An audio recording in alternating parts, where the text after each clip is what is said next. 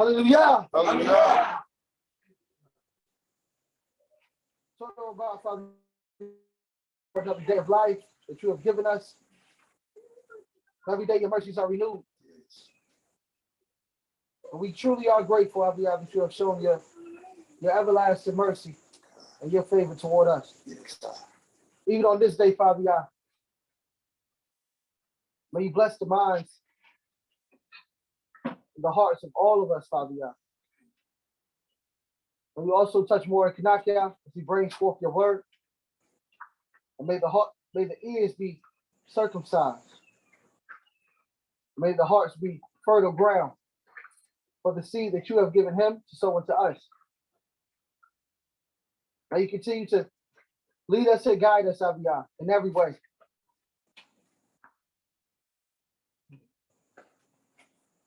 Keep us safe throughout the day, oh yeah. And may we continue to hear what you are saying to us. Rukata Yahuwah. Rukashem Yahuwah. Rukaba Bashem Yahuwah. Bless you, Yah. Bless your name, Yah. And bless he who comes to the name of Yahuwah. Hallelujah. Hallelujah. Hallelujah. Hallelujah. Hallelujah. Amen. Amen. Yeah, yeah. Oh. Long, Mr. Todd. Long. Praise our Yah. Sing to the Father in the house. To each of our elders and me.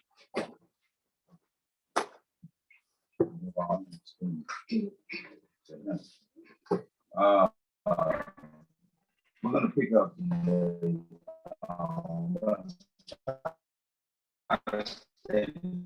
same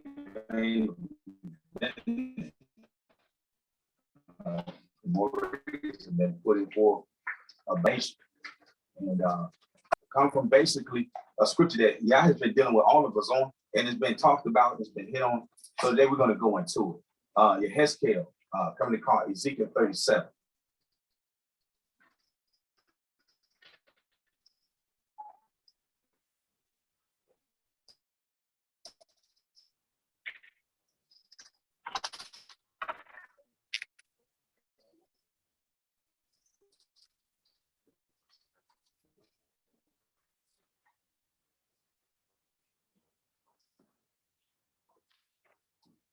And this will be interactive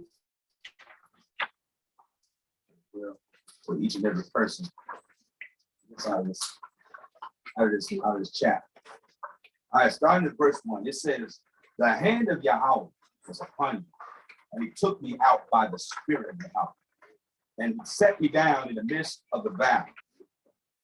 And he made me pass among them all around and see. There were very many, very dry." Okay, we'll stop right there. Verse 2. What does that speak to in regards? Do you receive anything out of that other than the literal sense of dry bone? Shema, too much talking and more in teaching. Listen. I came with something. For me, that represents us as a people being lost, being without knowledge of self, knowledge of God. Lost. Lost. That's good. That's good. Say that. You have to say that loud. Spiritual death. Spiritual death. Yeah. Okay. John Yosef. Shalom. The Hebrew word right there for bones is death. Okay. Which means substance. Oh. So they didn't have no substance. We don't have no substance at that point in time. So it's God. There's no foundation.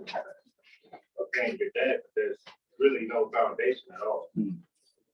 And I like that. I like how you brought that out, because one of the bywords that we're known as so-called black people. Okay. And so when you look at the definition of the word black, it means void, without substance, just like Don said. And that is farthest from the truth when you look at our people, when you look at our families. We have traditions in our families that we do that nobody else do.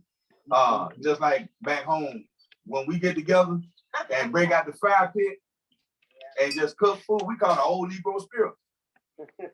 You know, and we get together, we sing, we talk, we laugh, we talk about things of the past. It's anything but dead, it's anything but black. You know what I'm saying? That word black, darkness. See, that byword has been put on us, and the degradation of our nation shows it on social media. I mean, what this last thing, that crate challenge? They say that came from us. It's the dumbest thing in the world to climb up on a bunch of crates and fall and hurt yourself. Yeah. But it's supposed to be fun. But you see who they give that credit to. When you look at, when they talk about dry, okay? Dry comes in after a process of time. When you think about a body that has been freshly killed, it has to go through a decaying process. And in that decaying process, it literally dies from the inside out. The outside of the body is the last thing to decay. So you gotta think about it. If something, the bones have been dry, that means it's been dead for a long time. And our families and our people have been dead for a long time. Walking zombies. And he said they were very dry. No moisture, no life, no nothing. Oh yes, ma'am. Go ahead, Emma. I was going to your friend. No, go ahead. You go ahead. I noticed also it says he set him down in the midst of the valley. That's right. It's right smack in the middle, not on the outskirts, but right there in the middle. We're in the middle of this. Yes. Wherever we're in. Yes. Also, it says it was on the surface, not underneath, where the dirt could, sink, the bones could sink down in the ground, but it was on the surface. So we're being seen. Exactly. Mm-hmm. Our people are being seen around the world in the most shameful way.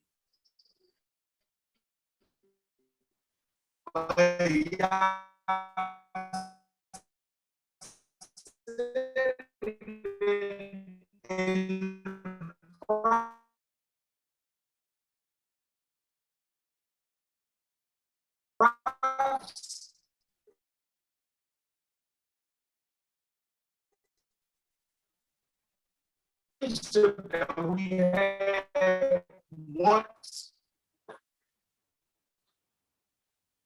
Okay. Go ahead, Maury.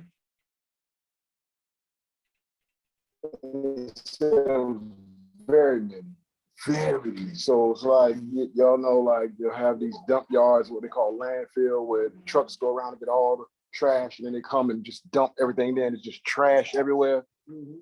Very many just dry bones, and as Iman said, and he's set directly in the middle of all this. Mm-hmm.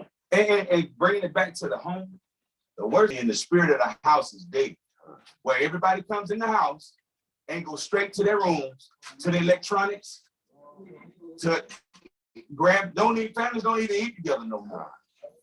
You know, when we had traditions where when we sat at the table and eat, when Daddy came in, he wanted to hear what everybody's day was like. Who had a problem? Who had an issue? Who needs something? That's not taking place anymore. That's one of the biggest was on Netflix. Everybody want to watch ESPN. Nobody eating at the same time. I can care less about what, hey man, that's the worst kind of vibe that you can have in a home.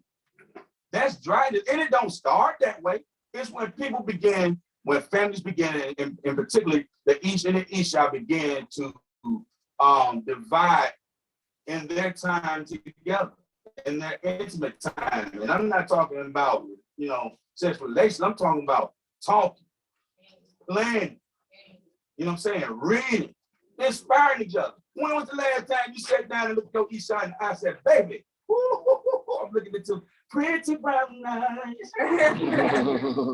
When was the last time you stroked the face just for no reason and walked off? I ain't gonna say it in front of chickens. But it's just posterior lobe. See, those things we get away from, we get caught up in the idea of what we're seeing on TV and base our relationships off that stuff. The worst thing they could have did was put them housewives on TV.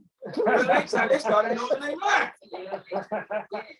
And then gonna put them jokers up there if they got money. And so that people with money don't know how to act. Have no decorum whatsoever. This is the valley that we're right in smack dab in the middle of. That the Most High is trying to revive a nation out of through his moray, through his elders, his imams, through brothers of wisdom.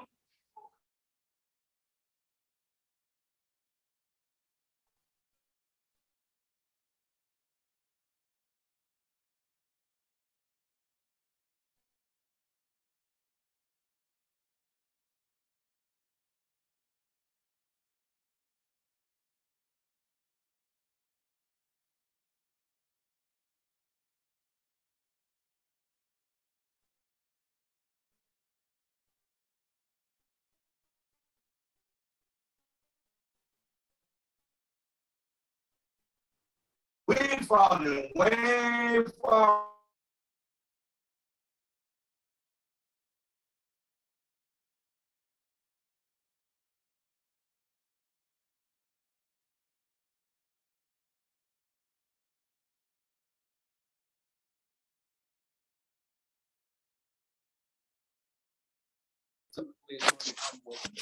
To them as well, but it begins with us. What's up?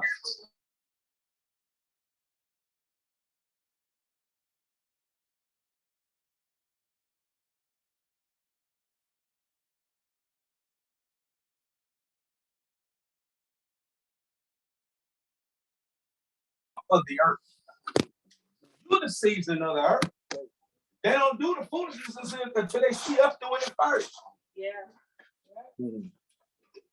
And the other nations of the earth have been affected severely by it, which again is another shame to us and our forefathers, because when you see somebody walking down the street, an Edomite walking down the street or an Asian walking down the street, they paying sag, and you understand the true essence and meaning behind the sag, then it means that I am available in a homosexual way.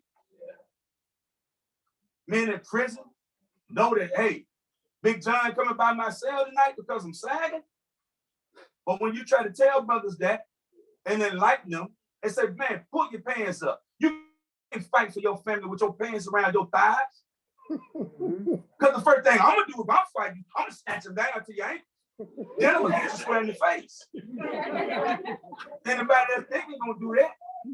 You can't hear 5-0, you trying to run with the penguin walk. You know what I'm saying? When we are the most athletic people in the world, how in the world could a fat cop, donut cop, catch a brother and me in stride with pants, you know what I'm saying, with his pants up. But when he got his pants sagging, he caught in 2 seconds. And like, we had to work for this one. Back to the donut shop, guys. You know what I'm saying? It's crazy. Go ahead. Okay. True story about what you just mentioned. I had a situation attached to my name with this person killed 3 people in Brooklyn. And asking, he went up on top of the roof with them same pants, running and fall and die. Oh. That's how ignorant that is. Yeah.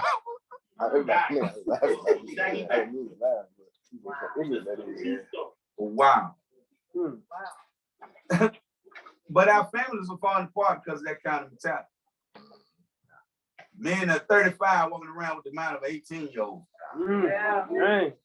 Can't even plan for his family's future. Because he don't know what to do himself. And then when somebody try to tell him, oh, I got this. Oh, you got that? Okay. Then why are you still sitting on the curb? Because you stand up there trying to go out and play with the boys and be with the boys instead of going out starting your business or getting you a second job to make sure your family's squared away. Get life insurance. And get some good life insurance. You better believe that. You gotta have that in place. But see, a lot of our men, a lot of our people have not been taught that. The traditions that we've had of old, of an upright and upstanding community has fallen far away. Go ahead, Adon. Pretty good. Y'all ever watch that movie Friday? Yeah. The one that said Smokey taking a ain't gonna tell nobody else. So he just recently passed away, right? Yeah. His Isha is blasting all his friends about they're not supporting, they need money to bury him. That's why it's important to have life insurance. Yes. He was an actor for years and they don't have no money to bury him. And his Isha is all that crying on the social media asking money to bury her husband, her Isha. So it's very important that you take care of your family, take care of your business. Get life insurance because you don't know what will happen to you. So your Isha wouldn't have no issue when it comes time to trying to find money to bury you. Not you. And I'm gonna add to what you're saying because the purpose of life insurance is to replace the primary income of the house. And usually that's the Ish. Now I'm not gonna brag on this, but I have to put this as my testimony. And I'm glad I'm still alive. But I took out $1 million policy on myself for my family because my ex-Isha can't work. But knows to me, she was going to ask me for a divorce after 26 years, but that's beside the point. I thought about, she can't work. This house needs to be paid off. Them cars need to be straight. And my children need to be taken care of as well. But I didn't know this when I came, you know what I'm saying, when I was growing up. My daddy didn't know this stuff. He didn't teach me that. I learned that when I joined the Navy. And they would say, put your sign right there. What's this? Oh, that's the insurance policy. What? Insurance policy? Yep. Yeah. Yep. Who you designate gonna get so many times your annual pay? Oh, okay. Well, I'm gonna get that to my mama because I ain't have a Isha at the time. But over the years, I learned by joining Primerica Financial Services and all that stuff, the importance and seeing people go through after we're trying to bury a loved one because they don't have the money and a whole bunch of debt left behind. The worst thing a man can do is leave his family in a position where his Isha is trying to figure out how to take care of them children because she got so much debt because he's gone. And where 2 incomes will suffice, it's only 1. Now, me personally, I've learned over the years, I told my sons, I said, when you get married, you face your dealings and your business off of the lowest income of the house. So if you make more than your wife, if you get sick or injured, your wife can comfortably carry your house. There's no stress there. But if you base it off your income and you get sick, now she got to go to get another job. Now your children can't be taken care of and you can't be looked after. And if you got to pay somebody else to come in, that's more money that she has to worry about paying. But all of this stuff, finances, all of that leads to the dry bones in our house. They say the 3 biggest things that causes a problem in a marriage: sex, money, and communication. When those 3 are out of order, or one of those 3 are out of order, the other 3 gonna be out of order. Because if the money's not right and you're arguing, and you're debating, and you're fighting, there's no romance. When there's no romance, there ain't no communication because I'm mad at you because I can't get with you and you can't get, you mad at me too. So what are we doing? Now the children are wondering like, what in the world going on? They see all this, they feel the tension. They feel the stress. Now they start acting out because they don't know how to deal with it. Because mom and dad mad at each other. So we can't go talk to them. We see them beefing. So what do? We go out and we beef with somebody else or we beef with each other. Man, I'm tired of you taking my shoes. See? Go ahead, you got something to say? Go ahead, on. I just wanted to add on to what you were talking about especially young men nowadays. I was talking to one of the coaches recently about how some of our men nowadays there's a lot of pride, and we understand a lot of things that that's going on in this world, but some of us now don't find time to keep it real with ourselves. Like they don't like to look in the mirror, you know. And I'm from New York, and it's a movie, literally. Like I'm looking at actors every single day I'm outside, especially when it comes to the men. You know what I'm saying? And I was sitting down thinking about like, yo, why can't some of us just be like, all right, that's not me. You know what I'm saying? Exactly. You gotta be able to tell yourself, like, that's not me. This might just be a phase. You know what I'm saying? Let me go on, because I ain't grew up with my dad like that, but there was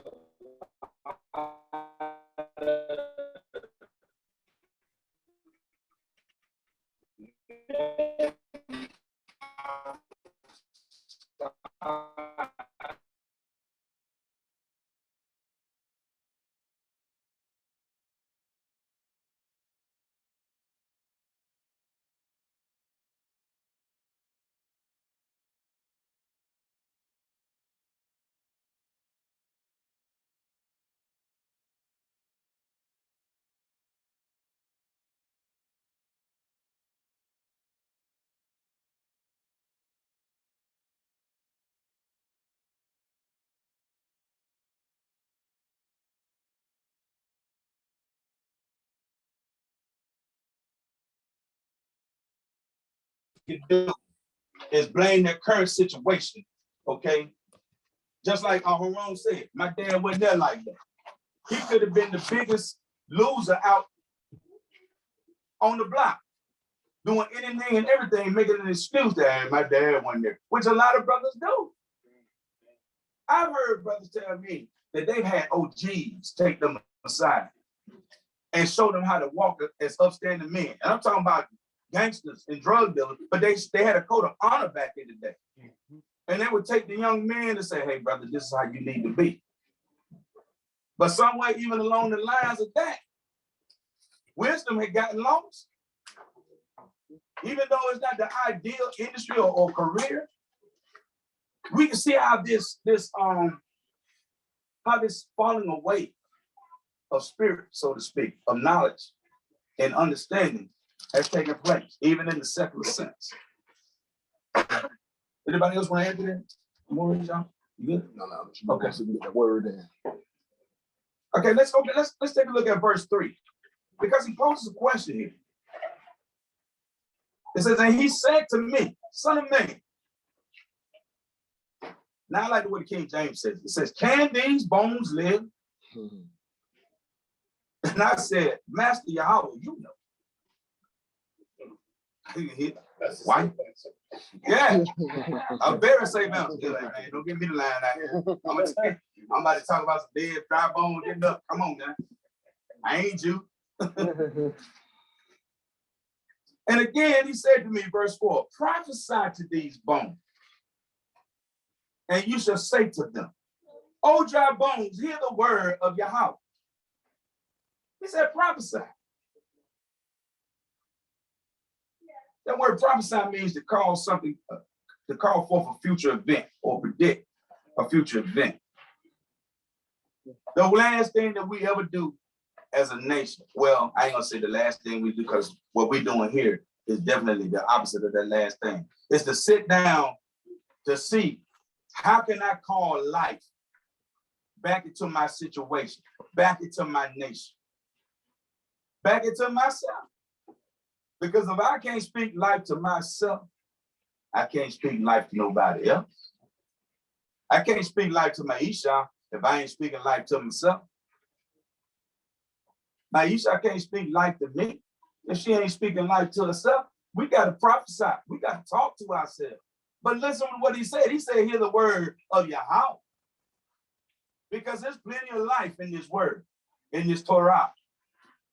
There's plenty of promises that Yah made, that if we walk in line with him and honor him and reverence him, that we have great access to, if only we will believe. And it takes faith to raise up a nation. And it takes faith to raise a family. But a lot of our men don't have an idea of what type of family they want to raise when they're young men. Nobody pulled them aside and say, hey, how do you see yourself as a father? I don't know if you want to have children right now, but what do you think about your future?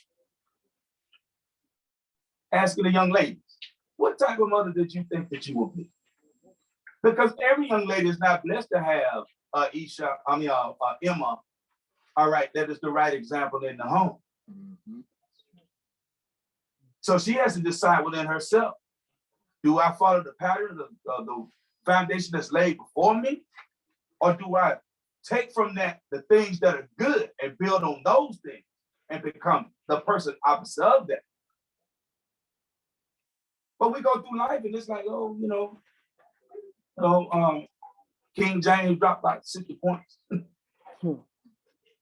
Call of Duty coming out tomorrow. We're gonna stand in line for about 4 hours. Things of no substance. See, when our mindset is set on things of no substance, that's what we become. Because King Shalomo said, as he thinks in his heart, what? So is he. So is he. So is he. So if I ain't speaking life to myself and I don't think myself to be alive, then I won't be. I die out with everything else that's around me. So we got to ask ourselves, can this nation live? Can these homes live? And we should be able to look ourselves in the mirror and say, self, thou knowest. And then prophesy to the wind. Speak to it. We know when the enemy showing up in the home and getting ready to cause trouble. Baby, let's stop right now. Let's pray. We're going to bind this thing right now. We don't even need to go no further discussion.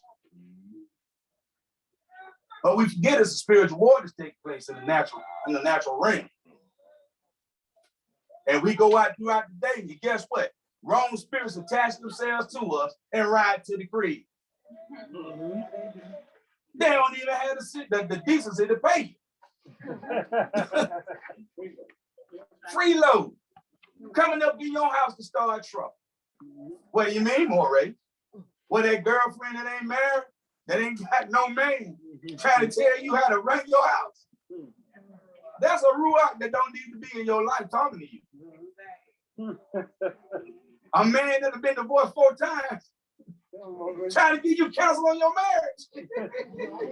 That ain't the one you need to talk to. Because obviously he done failed somewhere. But it's everybody else's fault.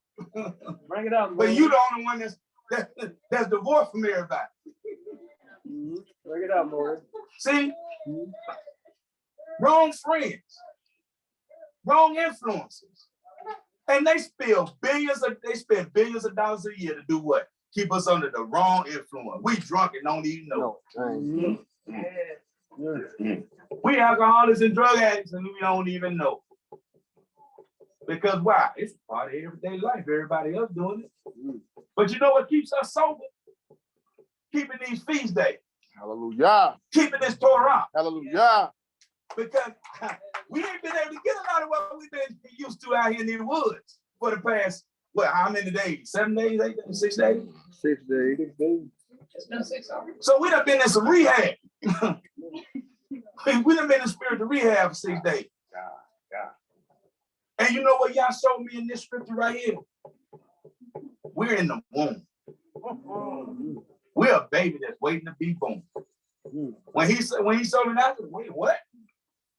When he talked about the sinews coming together and the flesh coming upon us, okay, let's go through the growth process of the baby. When it starts growing, talk to me, sister. You know it. Them bones develop. Yeah, they do. I can't remember which stage it is, but I didn't do a whole lot with pediatrics. I was into the geriatrics and all other stuff. But yeah, one of the first things gonna be the heart. Yeah, the heart. That's fine. Mm-hmm. Those eyes. Okay. It still looks like a little tadpole, to be honest with you. Mm-hmm. The first trimester, like a little tadpole. We can start as baby out the arms. Little dogs. You still have a tail. Exactly. But yeah, you have to go those parts first before the lungs. The lungs is the last part to really fully develop. That's why they do not want moms giving birth if possible for the 7th month. is very crucial.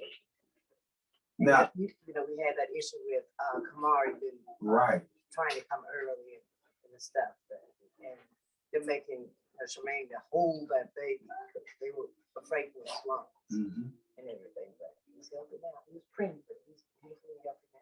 But all that is very important. I can't remember when you started actually getting on.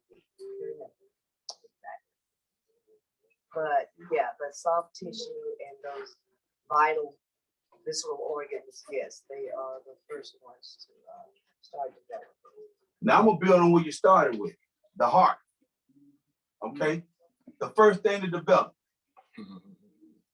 What comes from the heart? Supposedly love, right? The love of our nation has to be restored. Because the life, Shalomo, Malay, again, guard your heart with all diligence. For out of it comes what? The issues of life. You manifest everything about your life from your heart.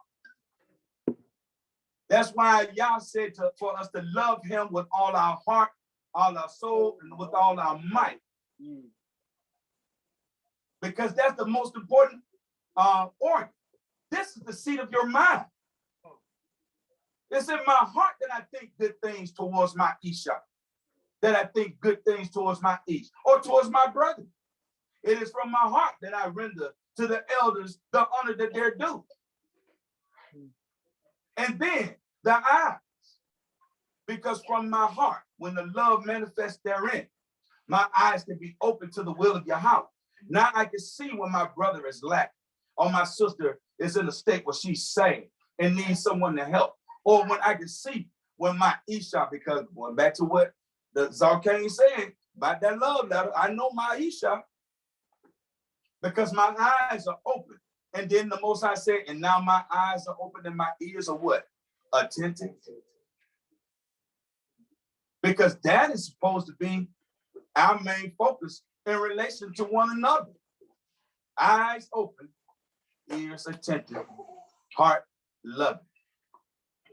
So we're in the womb right now as a nation, being reborn.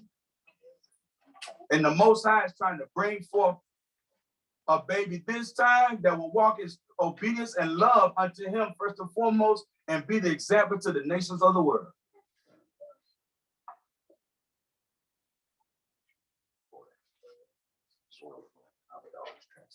Okay.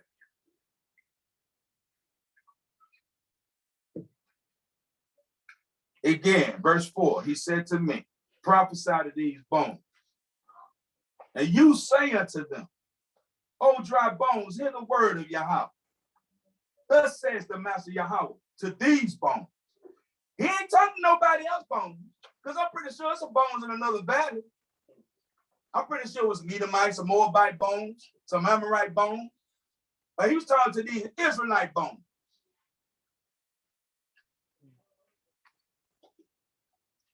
To these bones, see, y'all keep that word see in mind, because I'm going to touch on that in another way. See, I'm bringing into you a spirit, and you shall live. Okay, what's a spirit? Let's talk about it. Can somebody tell me what a spirit is? Or what the definition of the word spirit? Breath, breathe. Okay, breath, breathe. Life force, energy, breath. You're going with Zarkane. Your character. What was that? Conscious. That's right. I'm bringing into you a spirit, a conscience, a life.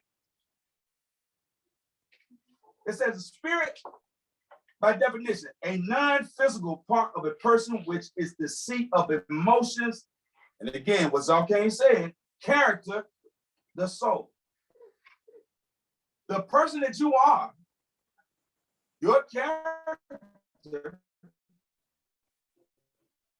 shows what kind of spirit you have.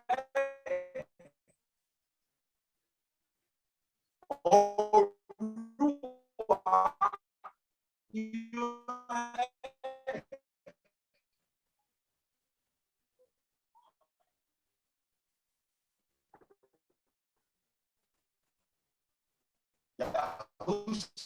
said, you shall know them by what? The things that they, but he said to help keep us in line, to help keep us one, to help us to obey the Father. He said in verse 6, and I shall put sinews on you and bring flesh upon you and cover you with skin and put a spirit in you or put life in you and you shall live and you shall know that I am Yahweh. He said, I'll put sinews on you. And we know sinews is, you know, that's that tough fibrous tissue. That stuff that keep your muscles together, that keeps them from tearing. And it fastens your muscles to your bones. Okay.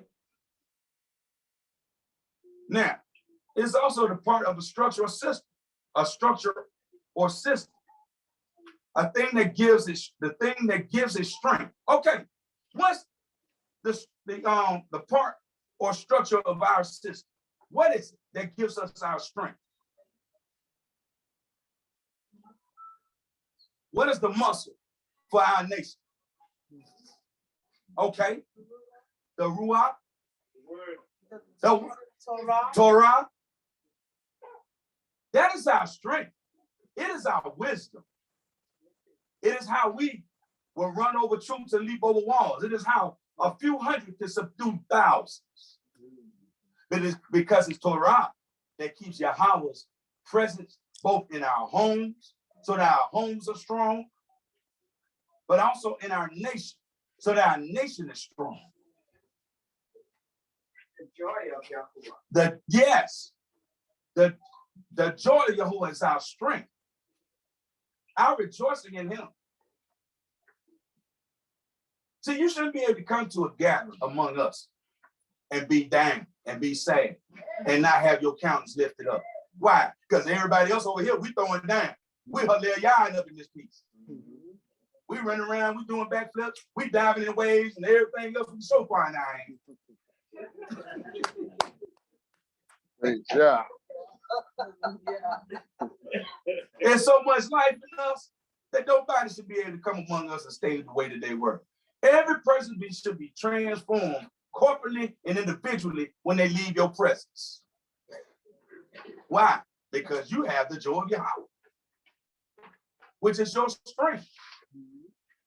And for those of you that people are drawn to you, and they just feel like they need to tell you their life story, yeah, because they feel the Ruach HaKodesh on you. You're the closest thing to the Most High they're going to see. That's why our conduct must be right.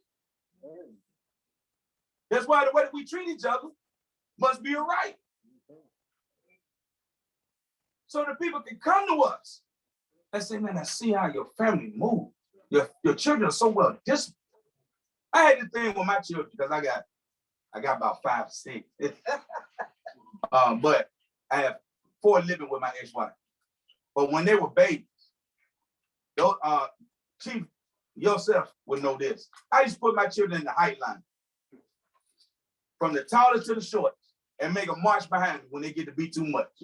Oh man, y'all put your hands on too much stuff. Hey, look at y'all! Hey, get in the height line. Them babies falling out like little ducks. And everybody used to be like, wow, how did you do that? I don't know. I said the neighbor did it to me, so I think I'd take it out on my But it worked. I let them do whatever they want to do until they started getting to be too much, picking up stuff, throwing stuff, breaking stuff. Oh no, we can't even focus on what we're doing. Stop. Get in the height line. And that's what y'all trying to do to us. Because right now, we all over the place. Oh, we over here keep this up. Oh, we keep that this. Oh, we saying Yahweh. Oh, we saying Yahweh. Ahaya. And he trying to get us in the height line so we can march behind him in order. from the greatest to the least. He said, I'm going to put skin on. Okay, let's talk about the skin. This beautiful thing that we have. Skin is a thin layer of tissue, forming the natural outer covering of the body of a person or animal. Okay, we ain't gonna deal with the bird part of that's now, but we ain't trying to remove no skin, you trying to put skin on. Okay, now the skin is the largest organ of the body. It has 3 layers: the epidermis, which is the outermost layer, this part right here, which provides a waterproof barrier, the first line of defense. Okay, and can't any and everything get past that epidermis. But if it did, you better believe it went through the second level. Okay, and the second level, all right, is the dermis. Okay, and it contains your hair follicles and your sweat glands, which also keeps the body cool. Because when Yah created man, guess what state man was in? He was in a cool state of being. Which is why we shouldn't be losing our cool at the sign of adversity, with the sign of somebody getting on our nerves. I don't know how do you do that? Can somebody jump in your head and your body get on your nerves? Can they bounce up and down on your nerves? I don't know. You getting on my last one, man. You've been losing nerves for a while, like I've been losing hair.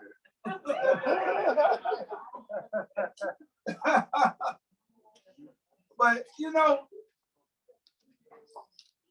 in our nation, the only way for harm, and in our home, in order for harm to get down into the core of our house, in the core of our nation, is that we open up the epidermis, and instead of sweat coming out to cool the body off, we let something in that ain't supposed to be there. Mm-hmm. We let some kind of influence in that shouldn't be there. Now y'all all hot and bothered and you're mad. I just wonder why people get in a fight so much in the summertime. Man, it's so hot. Get off me. Wrong influence that gets us upset and at odds with each other. Why? Because we're supposed to be cool hand look. We're supposed to be water off a duck's back. Let it roll off. We can't be right in every situation, even though we're right. Shalom said, agree with your adversary right away. He that brings up a matter, separate very friends, or repeats a matter. Hey man, when we get that $20 back? Man, I'm gonna get you back, man. Hey man, it's been like 4 months, man. You ain't giving that $20 back. Now we had odds because the brother I'm loaning the brother $20. Instead of me just saying, you know what, I'm gonna bless you with that. Don't even worry about giving it back to me. Most I bless you. And let it ride. Because he might be one, can't afford to give it back to him, or two, he just foolish and spending his money. But either way, why am I getting upset about his stupidity, or about his situation? Because it's affecting mine, because I'm allowing it to affect mine. Old folks used to tell me, son, don't loan what you can't afford to give away. That principle has kept a lot of people alive. I ain't knocking on some doors right now. Because it's like, all right, then, it is what it is. Y'all gonna give it back to me. But we talk about maintaining a balance in our nation. Y'all trying to bring it together. And right now, we're being incubated. Right now, we're being, these feast days, I mentioned it earlier, it's putting that skin on us. And sometimes you gotta have thick skin. You can't get upset because you're being corrected. Come on. Okay? Y'all remember that? The way you perceive things is the way it's gonna go forth in your mind. So if I already got a inkling of an aunt with an aunt, and he come and say, you know, you did such a thing, brother, you know, that was wrong about this. Man, get up out of my face, brother. I don't want to see that. See, now I'm at odds. I'm hot. I can't take correction. I can't take constructive criticism because of my perception. When my perception should be, maybe this from Yah, this gonna help. Because if I line up, there's some success on the other side of that. Oh, because Yah is all about success. He's all about it. He just want to give it to you the right way. He wants you looking the right way. We are the example to the nations. We are how they're going to be blessed in the positive sense. Go ahead. A lot of times our perception is based on what our filters are. So if we're constantly filling up on the word of the Creator, then that's our filter. But if we're constantly filling up on the things that's going on around us, then that becomes our filter. So now we're basing our answers on what we've experienced and not what the word of the Creator is.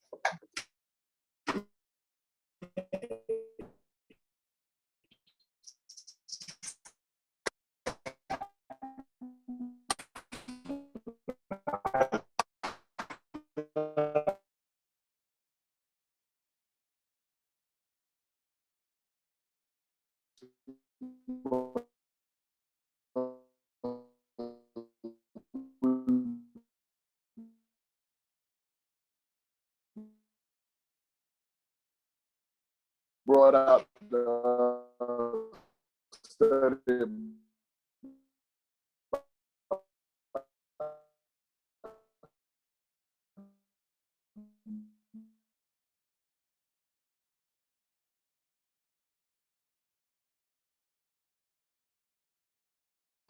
It says try to spirit by the spirit to see if it's of Yah.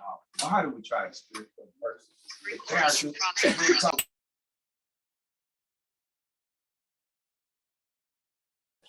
of another person, whether it be an Israelite or of the other nation.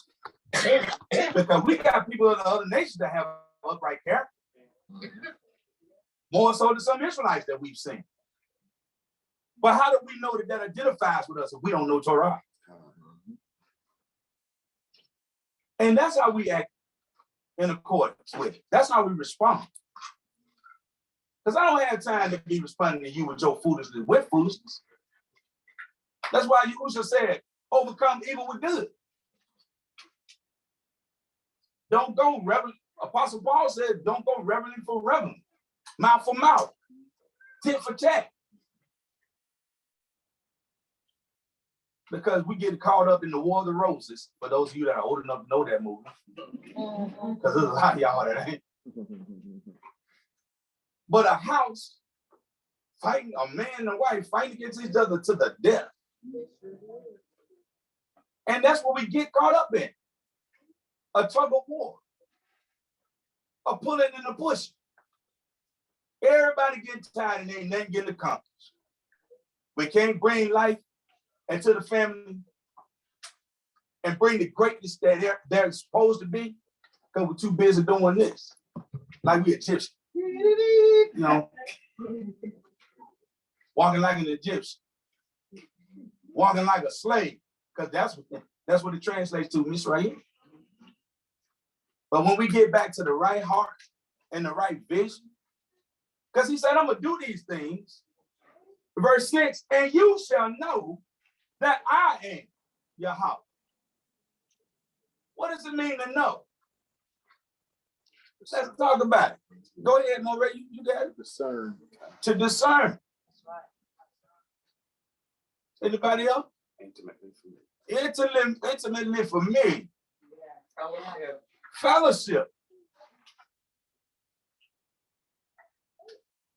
That's what we do. We fellowshipping.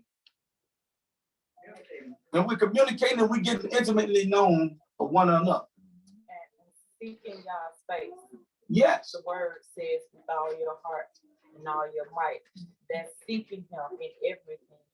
And including him and inviting him into your daily life. I don't care if you're just the person who's at home, you know, taking care of the home. Wake up that morning and invite Abba Yah's Ruah in and say, come on in and we're gonna clean up this morning. So I wouldn't mind if you were sitting here with me or let's have some coffee this morning. That's right. Yeah. I cooked up some pancakes. Hallelujah. Would you like to eat with me? That's right. I mean, that's a daily thing that you do. I mean, it may seem odd to some, but it builds your ability to pray too. Yes. It builds when you pray. You could tell a person that really seeks Yah and talks to him on a daily basis in everything they do. They have awesome prayers, and their prayers are true, and they come from the heart. And being a people that we are to the Most High, set apart to the Most High, we got to invite him in. If it's just going to the store down the corner, I'll be, yeah, I'm going down here to this store, and I would like for you to ride with me. I would like for you to go in that store with me. Protect me while I'm around others that don't know your ruach. That's right. And that's what it takes. That's right. Yeah, hallelujah. Hallelujah. I was gonna say it's not such a strange thing for that concept of having the Most High as your friend, because Abraham, Yes. he did it to the point that the Most High came and visited him before Sodom and Gomorrah. He asked, "Do you think I should tell my son Abraham?"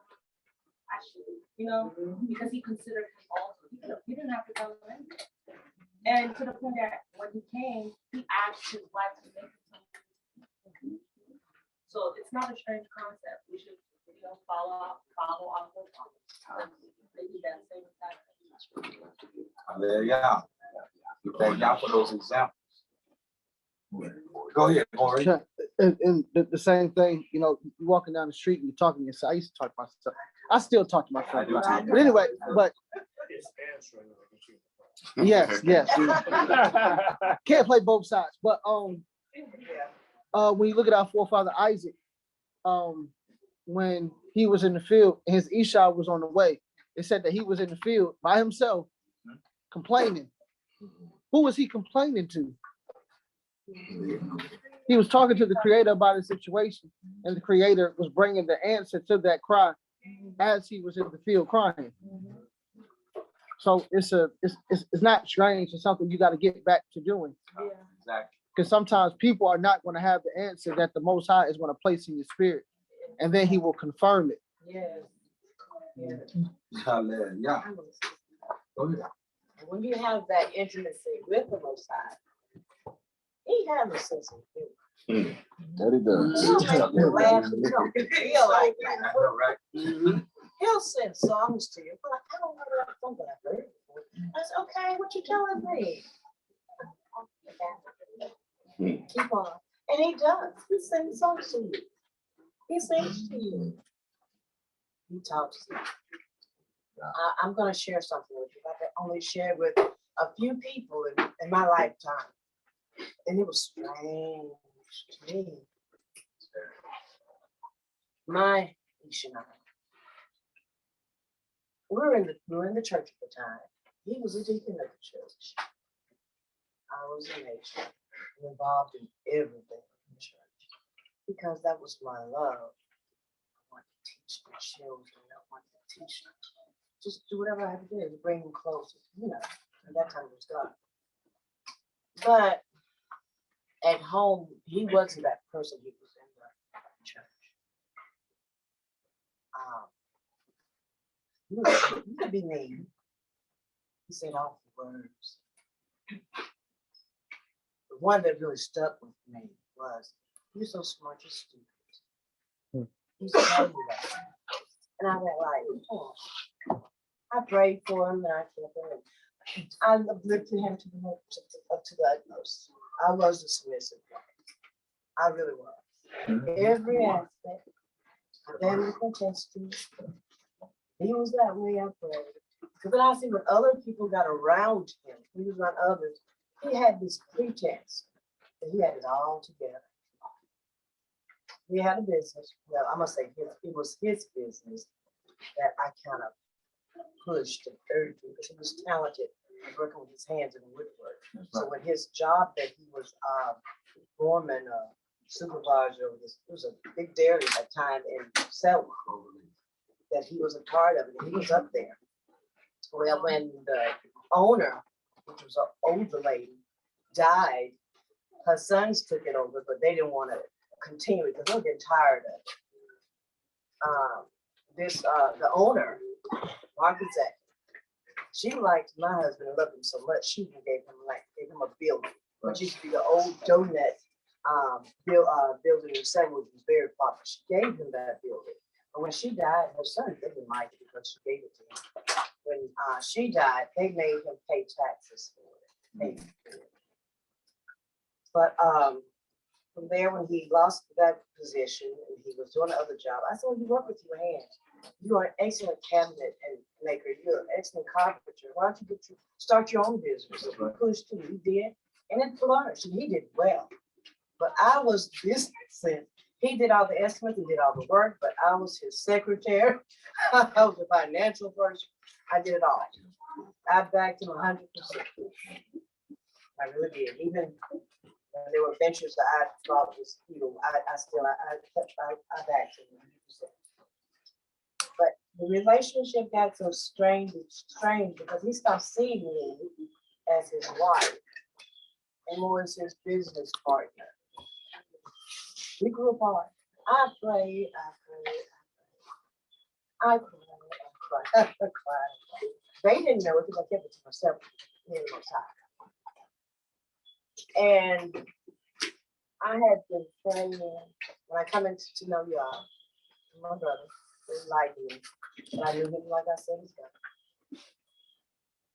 I said, I need you to take this from me because everything has shifted. It's like I'm being the head and doing and leading and doing everything. And my spouse is not in line where he needs to be. And I'm feeling that. I'm feeling that wear. I'm feeling that tear. I need him to take over. I tried talking to him. My response was, his response to me was, I'm doing it. Got your tears. And I prayed, and I prayed. I kept my children, and I did what I had to do. I worked, I was scared. And to this day, I know it was living with the Most High that got me through all that. One night I was lying in my bed. I know it was after midnight, because I usually come out of bed after 10, make sure everything in the house is done, and everything is ready for the next day to get the kids out, the babysitters, and all that stuff. I was laying in my bed. It was only just snoring. I did drift off to sleep. I know I went to sleep. And I heard somebody call me by my name, Cynthia. You sleep. It's on call me. It's crazy my imagination. Lay back down. Cynthia.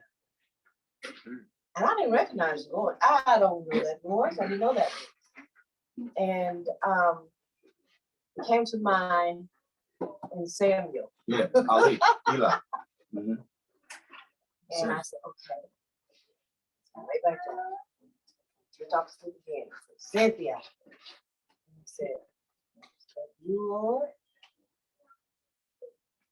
And I sat up in the bed and I heard just as good as it's like I'm speaking to you. It says, I find favor in thee. Come and commune with me.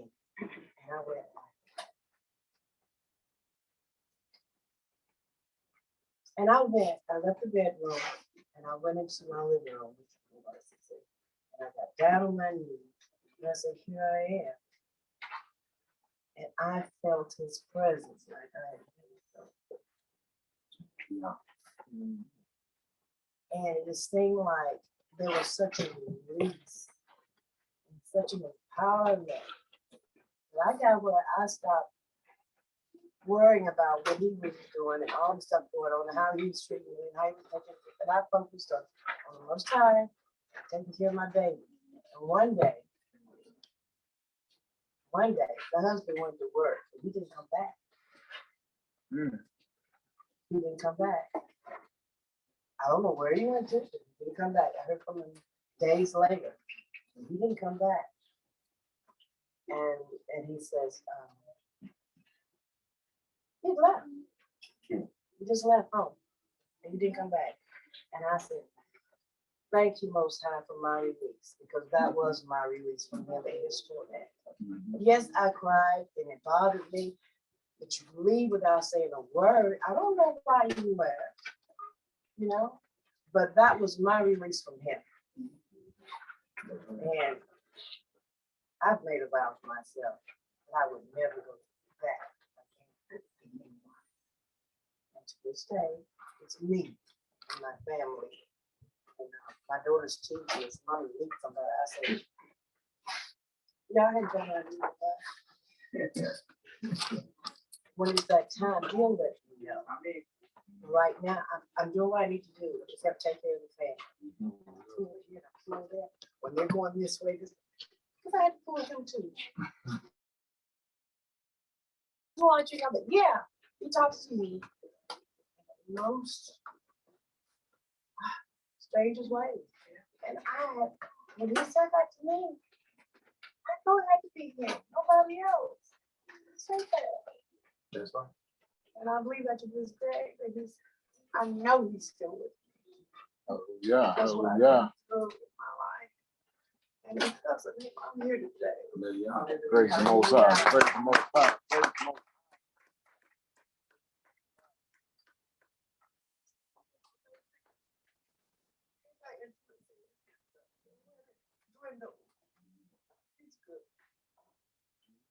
Hallelujah. Hallelujah. I just want to add one thing that Iman said about the song, the Most High song. Did y'all know that yesterday that the Most High was talking to, was in each other yesterday? A lot of us were singing that song. Did you hear the song? You hear the song? Keep us in your hands. Yeah, I'm saying it too.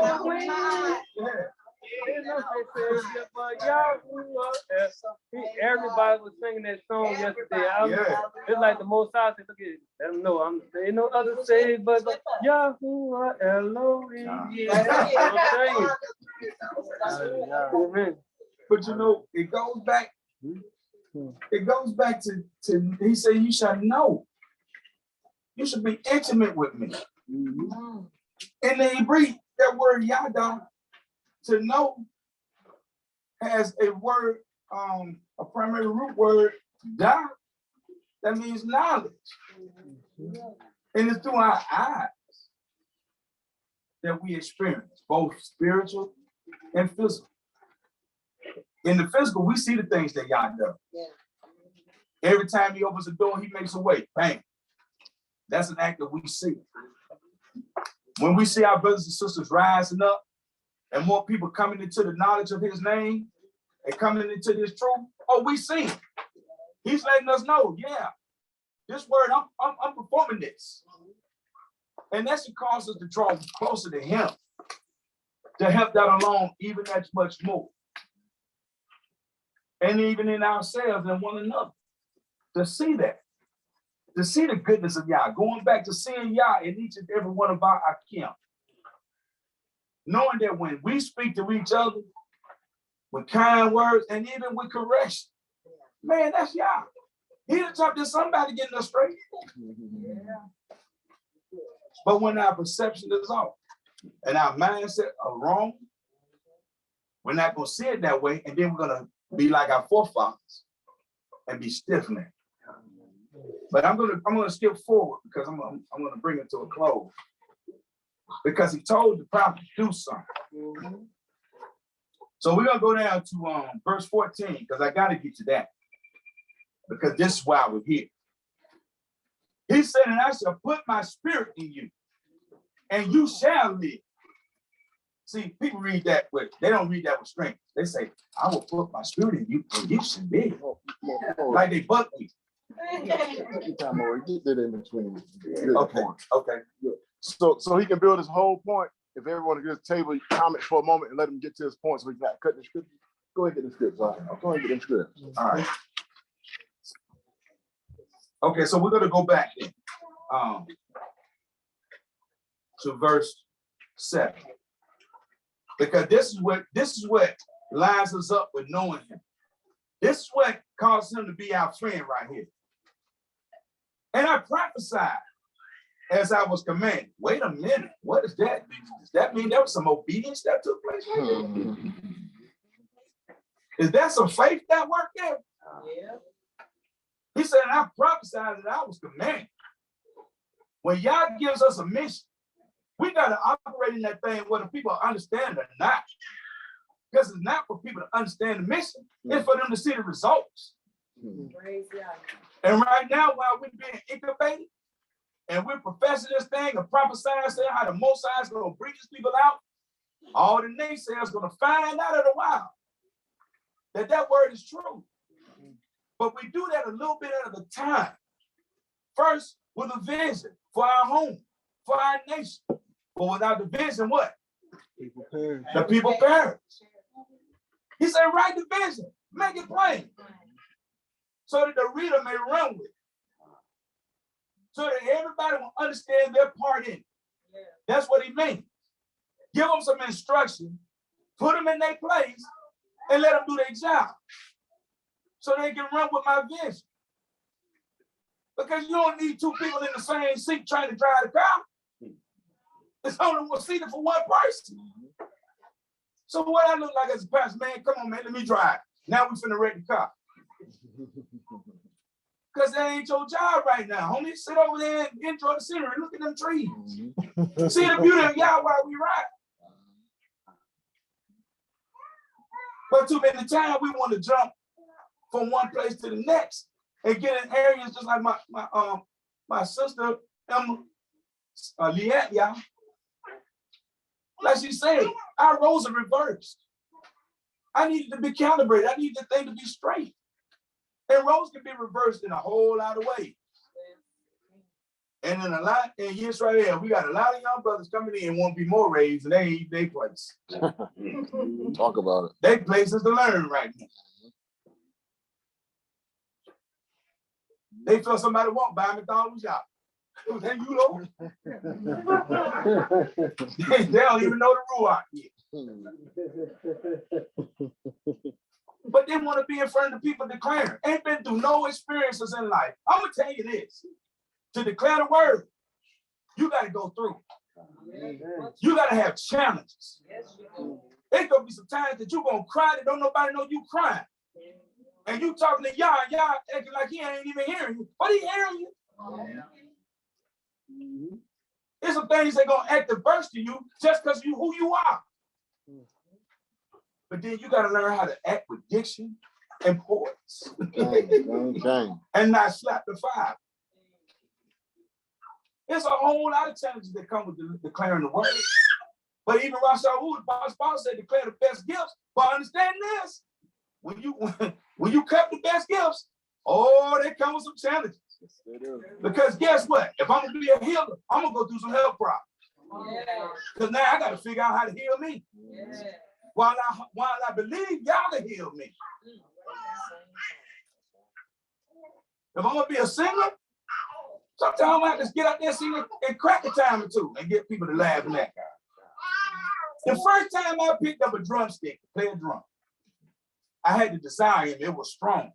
Couldn't read music to beat the band. And my drum captain took his drum off and put it on me like his mouth and gave me his sticks. And I played the triple tones and the quadrotones. And I tried to play them things and the band stopped playing and started laughing. And he looked at me and he said, bro, don't worry about that. You keep beating them drums. Till I became a success. When he graduated in the 8th grade, I'm the drum captain. When the drum captain is supposed to be a singer.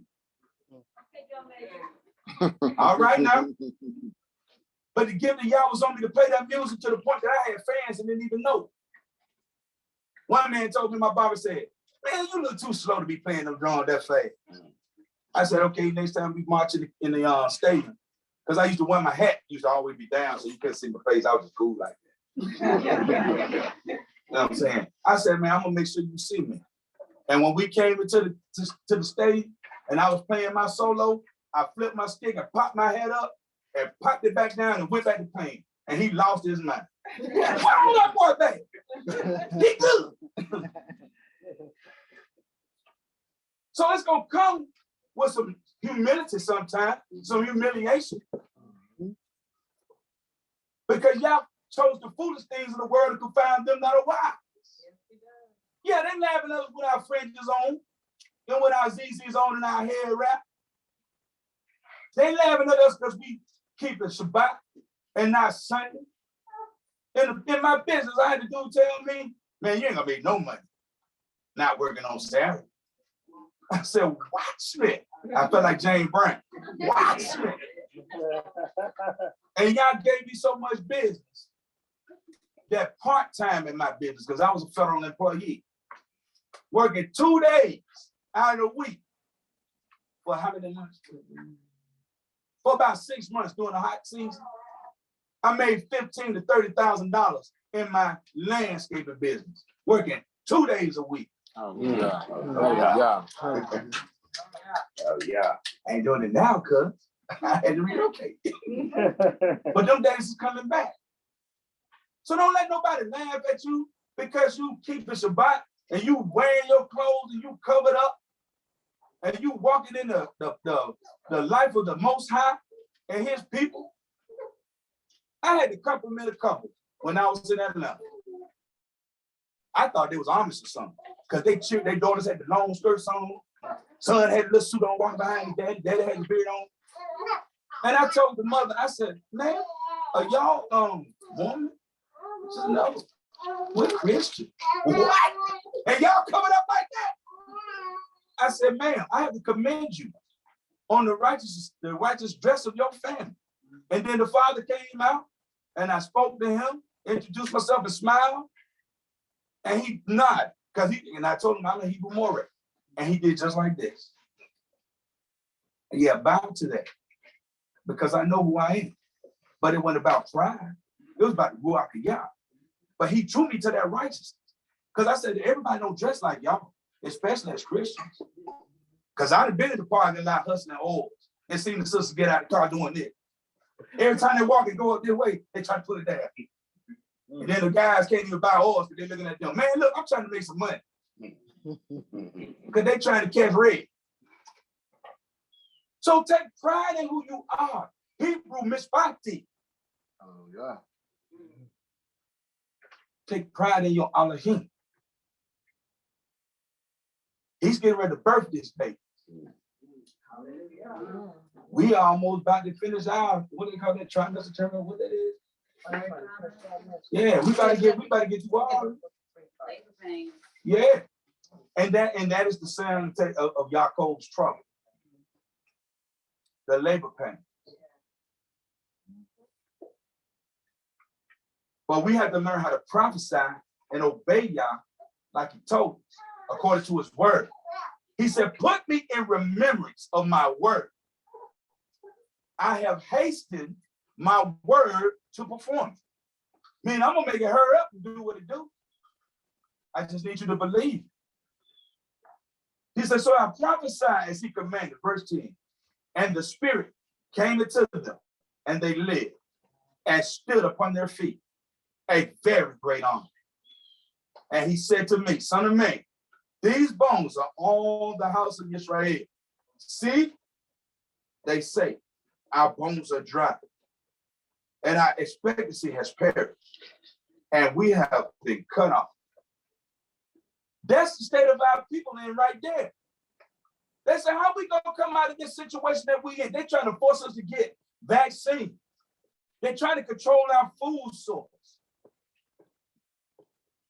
They're trying to enforce different regulations and rules on it. How are our bones going to have some expectation when we're cut off? And y'all trying to show us we're not cut off?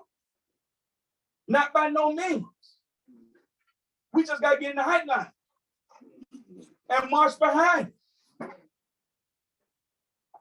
He said, and he said to me, oh, therefore, verse 12, therefore prophesy, and you shall say to them, thus says the Master Yahweh, oh my people, I am opening your burial sites and shall bring you up from your burial sites. What are you talking about, Moreh? Everywhere that our people are being slain around the world. Yah is opening those sites up to resurrect the people. And they will come into a oneness of knowledge of who they are and who he is. And we will be called back forth into our own land.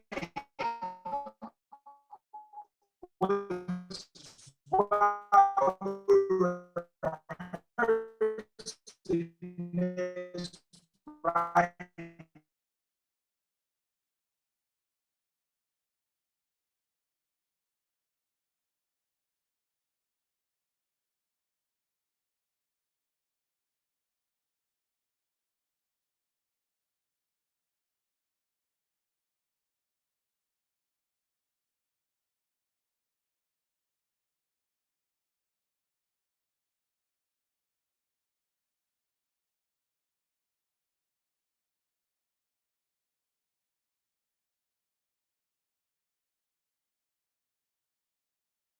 One in your hand. Yah is taking us with all our different backgrounds. He's taking us from among the nations of the earth. 2 sticks, 1 hand. He's joining the nation back again. He said, verse 18, and when the children of your people speak to you, saying, won't you show us what you mean by these? Say to them, thus said the master of your house, see, I am taking the stick of Joseph, which is in the hand of Ephraim, and the tribes of Israel, his companions. And I shall give them unto him with the stick of Yehuda, and make them 1 stick. Yeah. They shall be 1 in my hand. Okay. Where my little ninjas at with the sticks that been running around here flipping, flopping and swinging? Yeah, because serious was something serious by here. He told me I couldn't even fight like him on his sticks. I said, all right.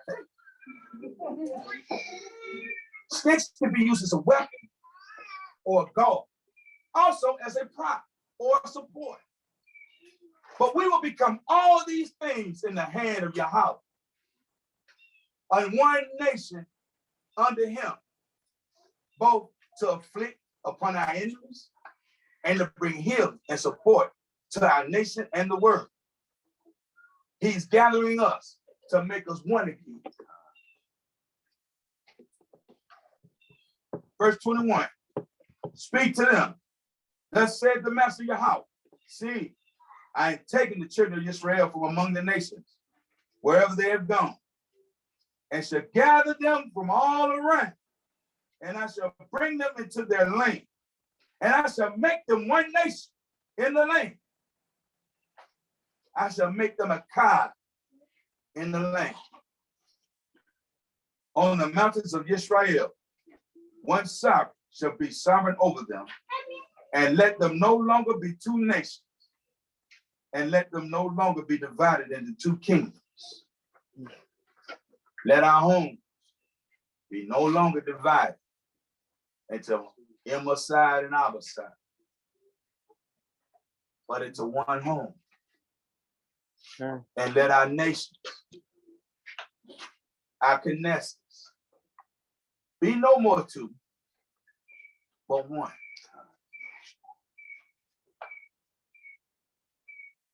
That's pretty much. Yeah. What do you want to drop? Hallelujah. Hallelujah.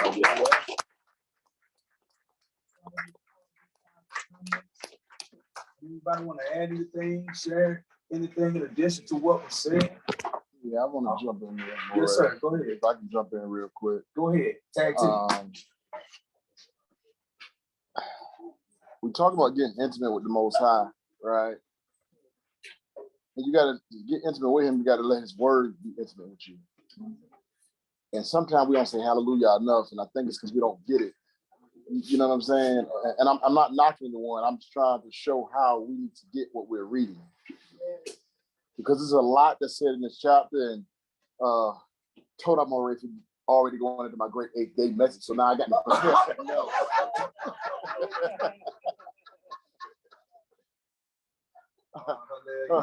Yeah, but it's so much here that should have gave us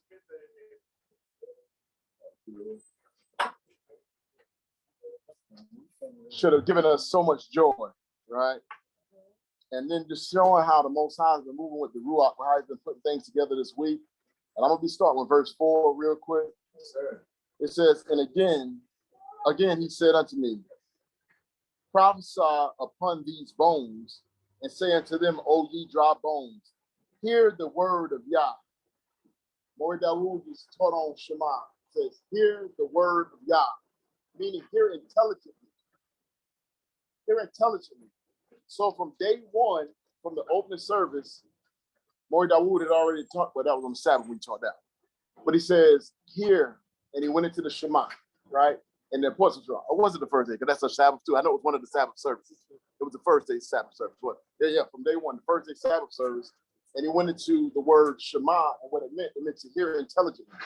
So all week, our minds have been conditioned, now understanding what Shema means, to be hearing intently and intelligently with a purpose of application, of understanding. I should really be hearing what's coming forth from the word of the Creator, because I've already just been taught out here at this feast at the very beginning, the opening day, Shema.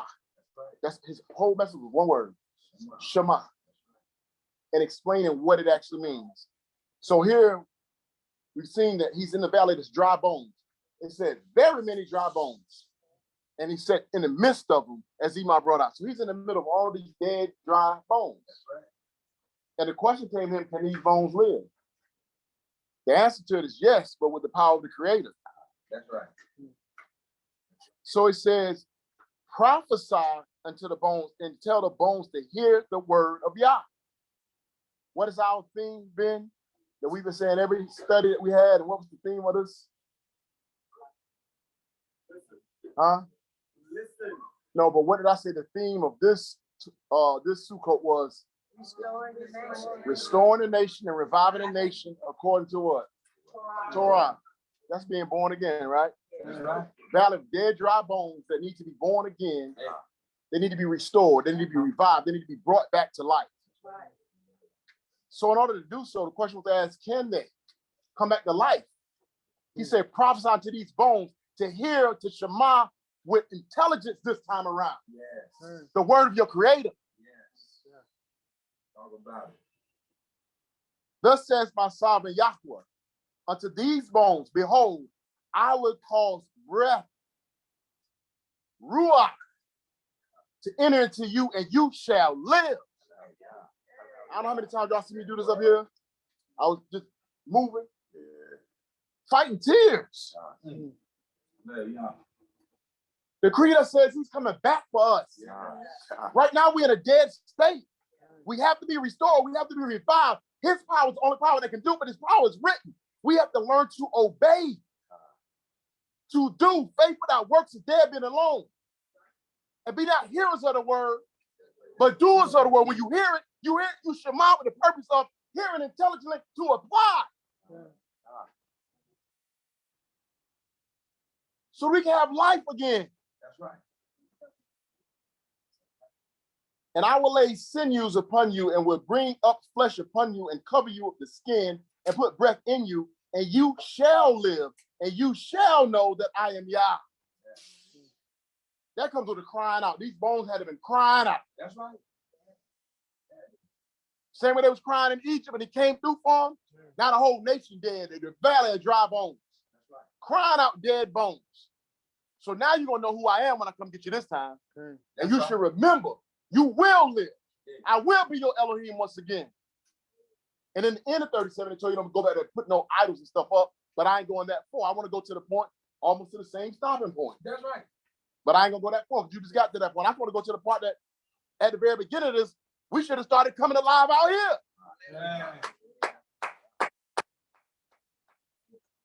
So I prophesied as I was commanded. Yes. And as I prophesied, there was a noise, and behold, a shaking, and the bones came together, Yes, bone to his bone. yeah. And Maury already covered what prophecy is, what prophesying is. Speaking things that's going to come into existence, things that are going to come to pass. Ezekiel's already speaking these words because the Creator has given them to him to tell us in our generation to get yourself together, you dead bones. That's right. You dry bones. If you want to live, here's what you got to do. Hear the word of Yah. With intelligence, with the purpose of doing the word of Yah. Never forgetting y'all ever again. So we've been prophesying all week. Restoring a nation according to Torah. I want to share something with y'all that I've shared in our Knesset before. And I'm not trying to run anybody off because I love everyone and I want to see everyone every time we get together. But if you sit in true light, the remnant of Yah, the remnant of hope, because we all hoping in Yah and we try to remain in Yah. If you sitting in our teachings, you're sitting in a dangerous place. Yeah. That's true. That's true. So you want to come to the feast for fun? We're going to have fun because it's supposed to be Shimka. It says have joy at the feast. That's right. Have fun at the feast. Yes, sir. But righteous fun. Not coming just to have fun. We're about to do some activities in a few minutes. The Most High, He gives us vain things in the book of Ecclesiastes.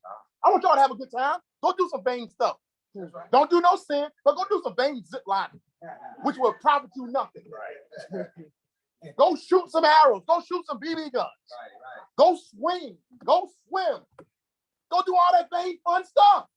But first, remember who I am. Know who I am. That's why you're here. Yeah.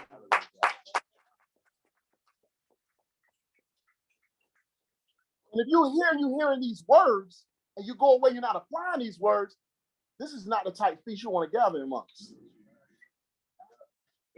Because if you comprehend what's coming forth, and I know we got a lot of intelligent brothers and sisters out here, I know everyone has comprehended everything that's come forward. Because the children was giving us edification, so I know the adults understand. There was people that wanted to be here that I told them they could not be here. I want them to be here.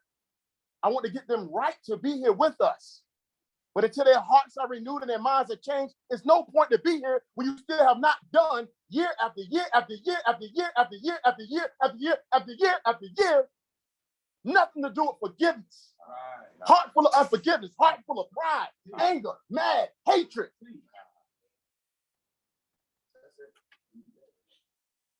To come sit amongst the group that have been teaching love, repentance, and been trying to do these things. Right. But I want all my fallen brothers and sisters to walk together again. Because this is the valley of dry bones. Yeah. Some of us are starting to have a little bit more life. We're starting to breathe again. That's it. That's it. But sometimes before we can help the others, we got to get ourselves to breathe strong. Because you can't be a lifeguard, you can't swim so far yourself. That's right. So when you're a Shema, you're listening to this and you're reading it with intent, we're reading our salvation. So it tells you to prophesy. We've been prophesying all week. And bone to bone. We all are part of the what? The body. We're all part of the body. So bone to bone, we're starting to connect back together to make up the body. And then I beheld, lo, the sinews and the flesh came upon them, and the skin covered them above, but there was no breath in them. Then said he unto me, prophesy unto the wind, prophesy, son of man, and say to the wind, thus saith my sovereign Yahuwah, come from the four winds, O breath, and breathe upon these slain, that they may live. So prophesy to the wind. That's right. Some of them, they ain't listening. You still talk to the wind, that the wind may blow this word over the bones, over the valley of the dry bones. You walk in the Ruach and you carry the Ruach throughout the dry bones. Yeah. You be the breath. By letting the breath be in you, prophesy to the wind. Whether they hear, when uncircumcised is, whether they forbear, you continue to preach this word. That's right. They're going to reject you. They're going to look at you strange, but bring forth the word of Elohim. So I prophesied as I prophesied as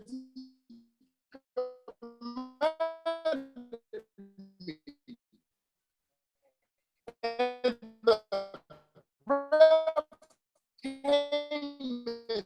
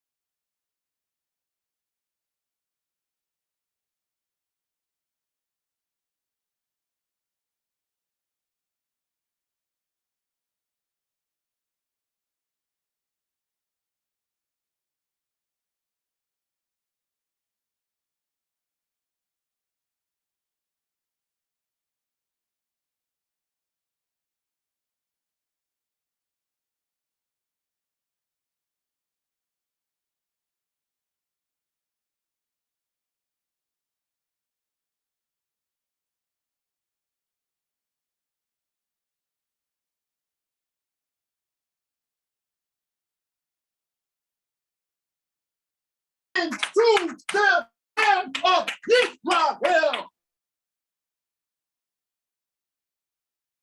Ourselves. We first have to be born out of the grave to our land. Exceeding great army. When Israel left from Mitzrayim, they left 600,000. Am I correct? That's correct. Am I correct? I'm somewhat correct. That's what the script said. But then you have to understand the rest of it. 600,000 footmen. Uh-huh. 20 up. Huh? That's right. That's the 20 and up. That's right. That's the soldiers. That's the army. That's right. And then we got all the women, children, and babies. That's right. Huh? So more than 600,000 came out. An exceeding great army. That's right. But we want to come out of America by ourselves. I'll see you when you get there if I can. I see y'all when y'all get y'all. I'm not trying to make mark. I'm not trying to make right. Right. I see y'all when y'all get y'all passports when y'all get there. We have deferred. We got kicked out of the land because it's idolatry. I want to run back to the place I've been put on punishment and expelled from. Still with all this mess in me. No, sir. No way. If y'all read the word, it tells you when we were in Mitzrayim. If you read your the other writings, the historical books, it says that there was some in Egypt that said we leaving and got themselves killed. Yes.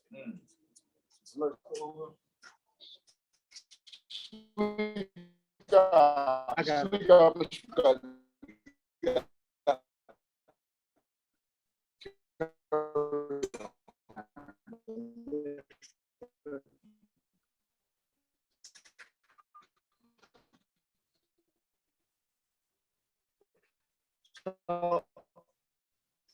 I know we're all talking about saying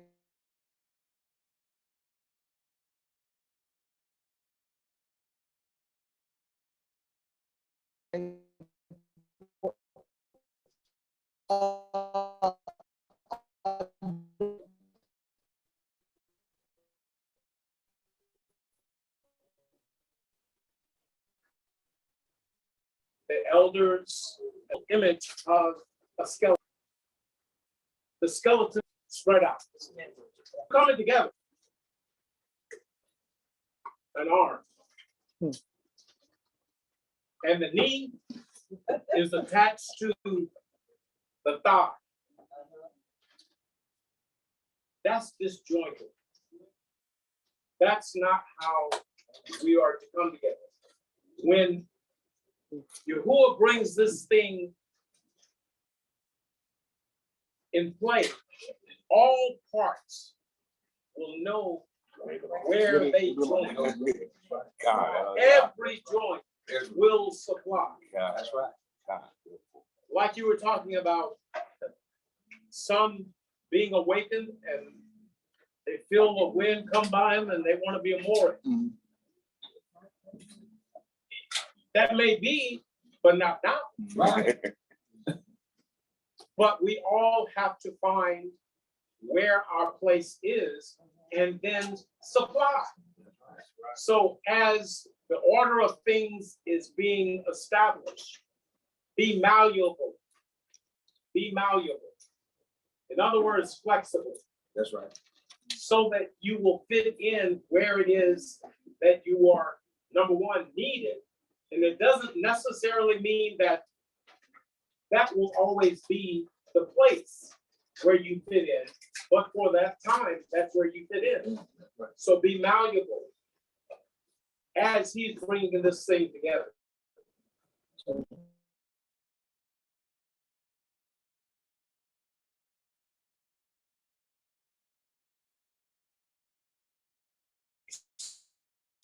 Started off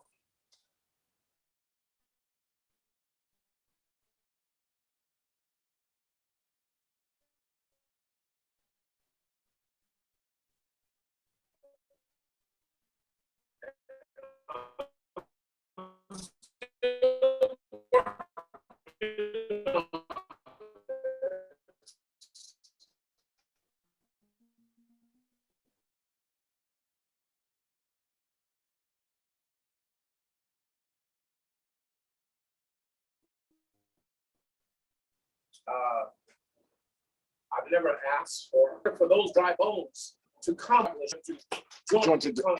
Yeah. That's all. Hallelujah. Hallelujah. When they come back, then they're gonna need that leader, that shepherd. That's their army ready to go. They're gonna need somebody to lead them in the battle. You know what I mean? Yeah. So, just 2 points. It's where Shakir at? Still asleep? All right, the herbalist got to wake up. But he said your Kezekiel, right? So it's two places that I was looking at earlier, right? So verse 7 says, so I prophesied as I was commanded, and as I prophesied, there was a noise, and behold, the shaking, and the bones came together, bones was bone. And when I beheld, lo, the sinews and the flesh came up upon them, and the skin covered them about, but there was no breath in them. That's phase 1. So with Israel, you see all these camps, and my brother got a purple shirt on. I ain't gonna mess with you today, but you got a purple shirt on.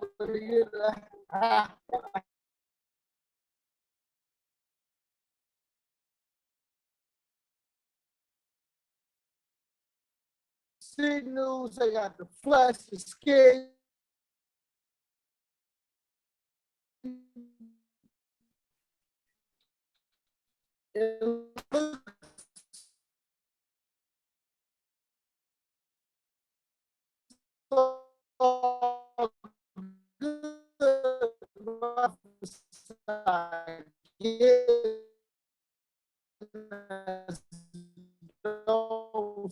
Then that's when the spirit comes.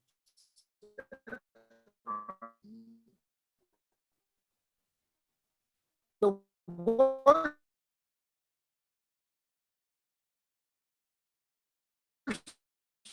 is dry.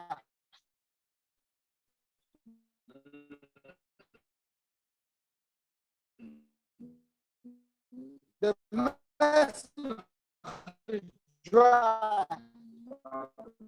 The fellowship is dry. Everything is just dry. Y'all just coming together. I see you next week. The second phase is the phase. Now that spirit comes. Now they're actually able to. So that's the first part, right? And then it said, therefore prophesy, say unto them, in your graves, and cause you to come out of your graves. So I know everybody's seen, the if somebody is 6 feet under inside a casket with dirt on top of them, are they able to open it and get out? No. No. And what is not hitting them?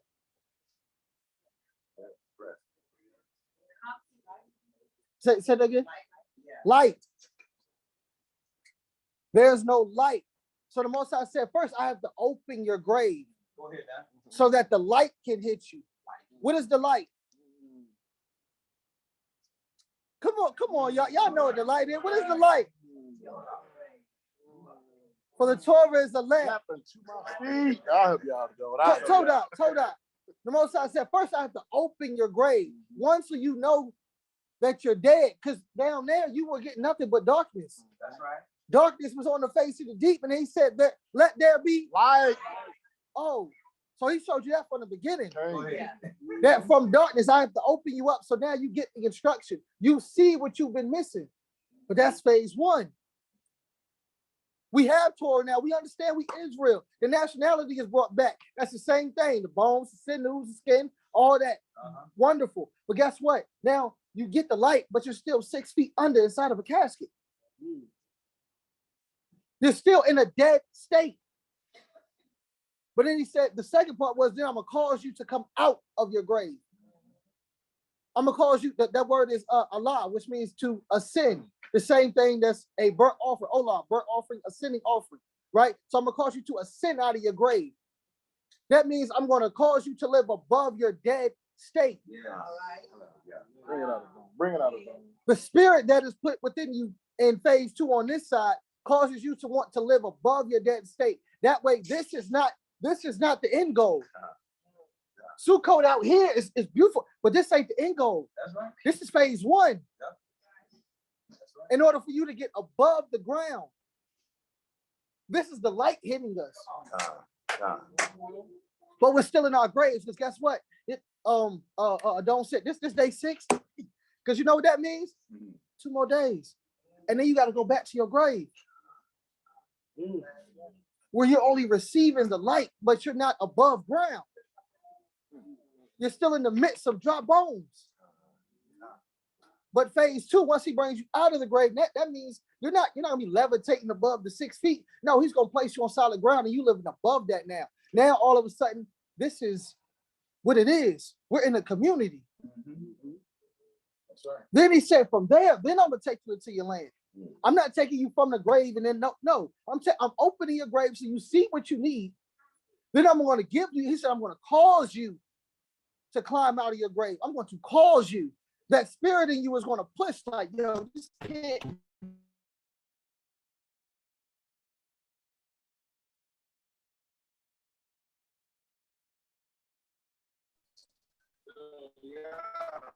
I'm tired of having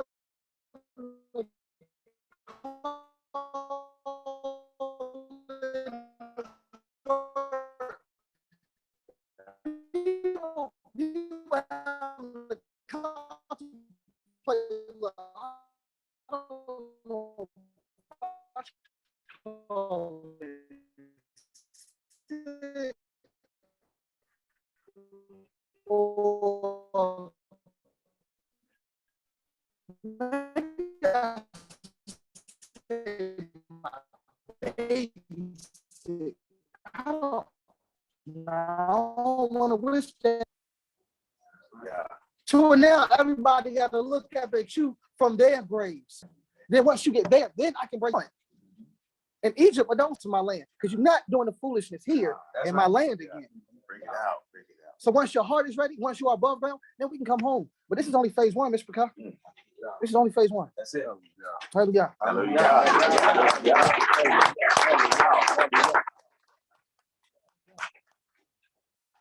Y'all see what it look like when the bones start joining together? Hallelujah. Yes, sir, Adon.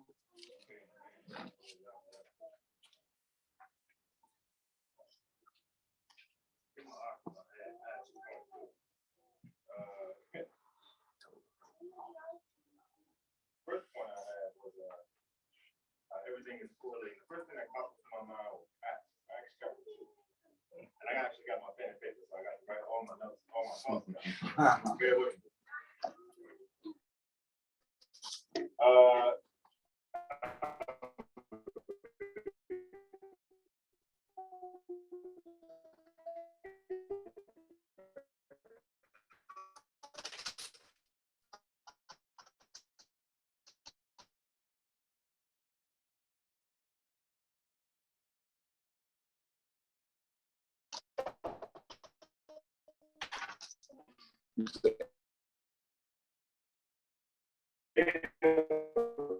Piece of sharp rope.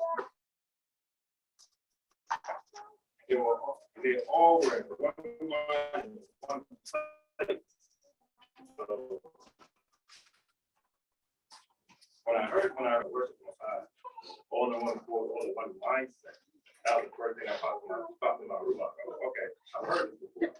It's like nothing new under the sun. I'm like, everything's just repeating itself. Verse 2 is what really got me. And suddenly there came a sound from the heavens as a rush of many winds, and it filled the house where they were sitting.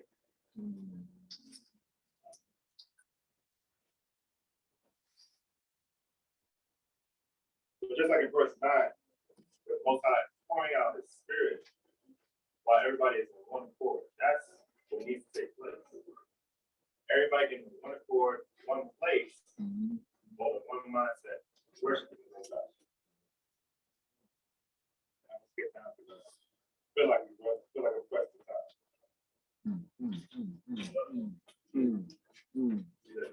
No, bring your point. Bring your point. They were all filled with the set, verse 4. They were all filled with the set apart spirit and began to speak with other tongues as the Spirit gave them to speak.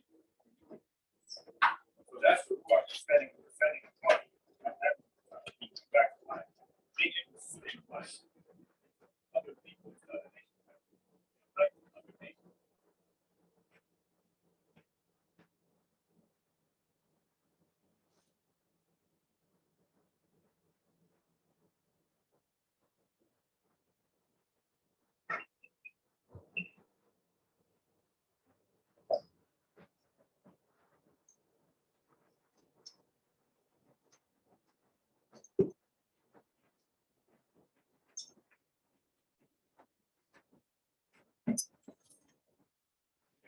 Everybody? Gang. Jump down to verse 17. It shall be in the last days, says the Lord, I shall pour out my spirit on all flesh, and your sons and your daughters shall prophesy, and your young men shall see visions, and your old men shall dream dreams. And also on my male servants and on my female servants I shall pour out my spirit in those days, and they shall prophesy.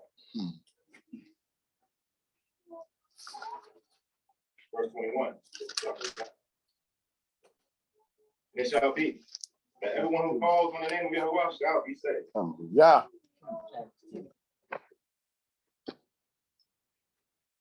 Down again, verse 32. I'm trying to hit the point in there. I love this whole verse. This is where it's at for me. Verse 32. Elohim has raised up this Yahusha, of which we were all witnesses.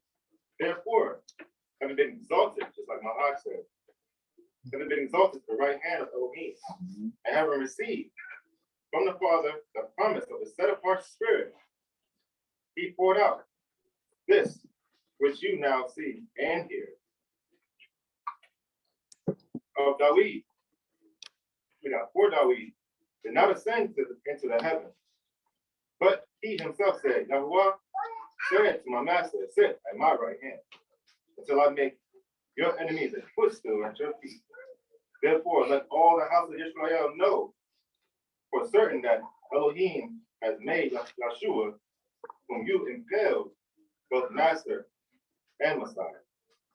And having heard this, they were pierced to the heart and said to people and the rest of the esteemed men, brothers, what shall we do?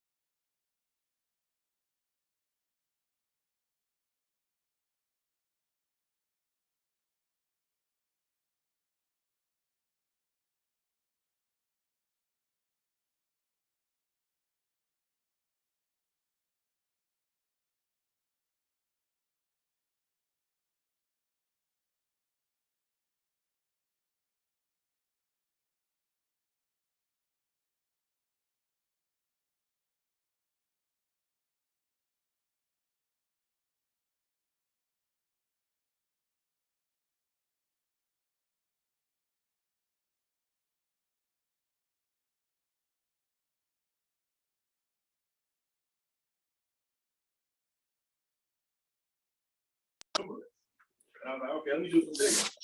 So I looked it up, and that's the same word. That's right. We were mighty. So that word for numerous. But that word for numerous, but mighty in that aspect. But we're recording in progress. We're numerous, yes. We're withered. That's what the word is driving. We have no substance at that point. We're brittle. We're just all over the place. So, man, if I can ask you one, mindset, one place, brings us into our own land. worshiping his name in one accord, that's when the Ruach is going to fill us. That's right. Fill all of us. Hallelujah. That's when it's going to start really popping. Hallelujah. Hallelujah. Hallelujah. Hallelujah. Hallelujah. Hallelujah.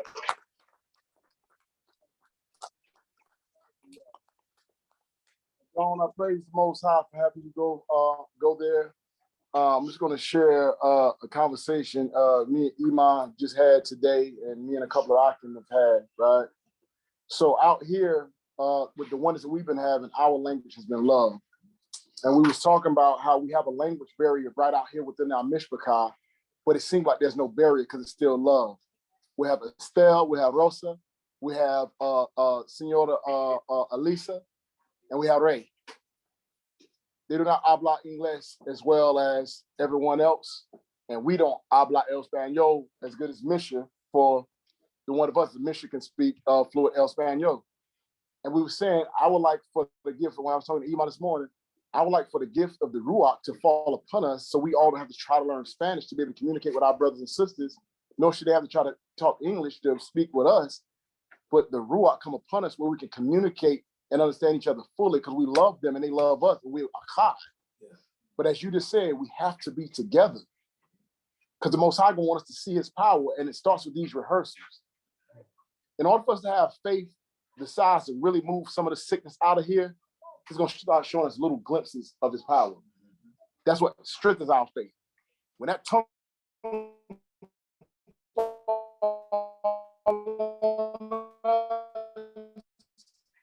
they're like, hold up.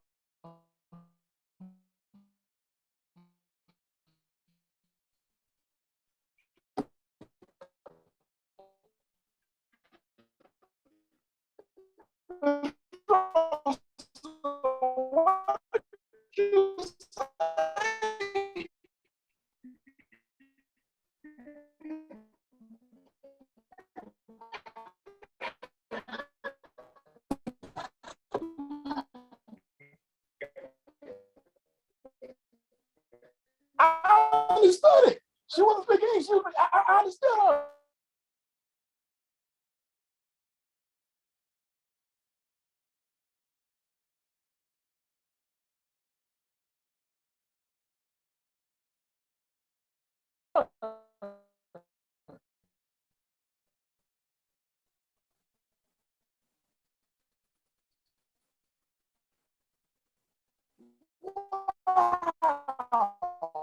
The most knocking at the door.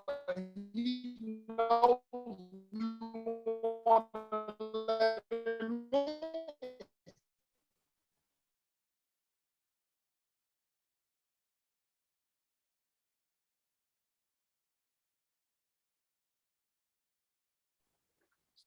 And so he's coming in, and more he's going to come in.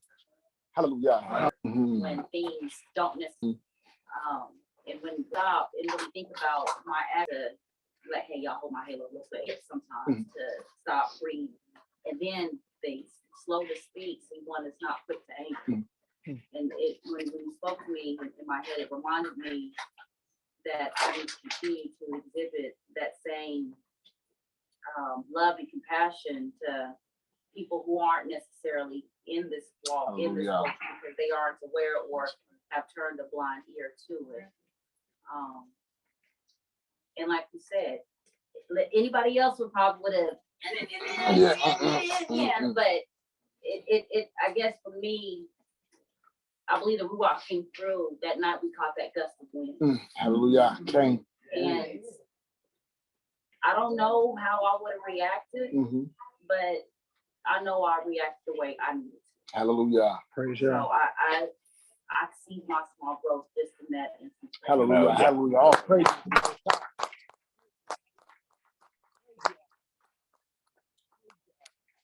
told her for sharing that, my sister, because we are visual people. You know what I'm saying? And sometimes some things are only for some people. If you shared it, which you did share, I was only supposed to share it with you. You shared it with the group. Now I want to tie in. It goes right back to our whole lesson we've been talking about. Reviving and restoring a nation according to Torah. My head has already told me this. And now I see that the Ruach has now moved in a situation to show her what the head has been saying. which is humility on her part, and it says a lot for her head, and it says a lot for their family. So may the Most High continue to grow in you. May the Most High continue to increase in you. Hallelujah. Continue to be an example.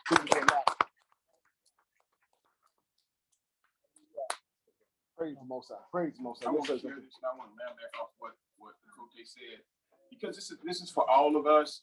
You know, when you all went to the immersion, and I was lingering behind, and it was for me to stay behind because one of the brothers and I had a breakthrough moment. We had a breakthrough moment the night before with some confession and repentance with Uriel. Then Shlomo and I had the same experience. The Most High came through and just began to show through the word what needs repenting. Mm-hmm. And as you said earlier, Don, we're not, the Most High is not going to show up when we're not in a con. Mm-hmm. We have to do this. We have to walk this out. I wanted to read to land back off what a coach had just said, Proverbs 16:32. Now, when I read this, I didn't just read it. When we read these words, we are not just to read the words. We are to hear the words and do the words every day. Because every day, someone is going to, some spirit is going to work through someone to try us. Okay. So when Proverbs 16:32 jumped out at me, he that is slow to anger, that's all of us. All of us are trying to be quick to respond, quick to anger. It's better than the mighty. Is better than the mighty, better than Shaquille O'Neal on the basketball court. Okay. Better than Tom Brady on the football field. Dang. Better than Shimon Bias, I think I called the name right, on the Olympics. Mm-hmm. So all of us have to hear this in the inner man. Be slow to anger. Come on. He that ruleth his spirit. Mm-hmm. He that ruleth his spirit. The husband is not ruling over the wife's spirit. Neither is the wife ruling over the husband's spirit. You rule you. You rule you under the anointing of the Ruach HaKodesh. He that ruleth his spirit, than he that takes a city. We have to practice doing this with one another, with the world. The only way they're going to see the excellence of the Most High that is in us is when we're performing at a different level, a level above everybody else. When we're doing things at work without complaining, when we turn away from the gossipers, when we focus on the task at home. And as I always tell everybody I work with, I do my 8 hours, I go home. I don't come here to make friends. I don't come here to make enemies. I got a job to do. I come to perform my task as well as I can, do more than they're asking me to do, and I go home. I leave it at work. I leave work at work. This word, as Adon said, if you're sitting in these gatherings, you're on the Zooms, you're not shamaying to this word, you're in a very dangerous place. Okay. Come on, Zach. Adon has already said that we're six, he already read the scriptures where the Most High is going to open up our graves. Is it a wonder they're telling us stay 6 feet apart? Come on, Zach. He's telling us your graves are being opened. Stay 6 feet apart. Shema, O Israel, Yahuwah Yah Elohim is one. We represent that name in the earth. We have to obey this word in the earth in this vessel, in this King, earthen King. vessel. Hallelujah. We carry these words in these vessels, not in vain. Come on. We are transforming the world while they're trying to kill us.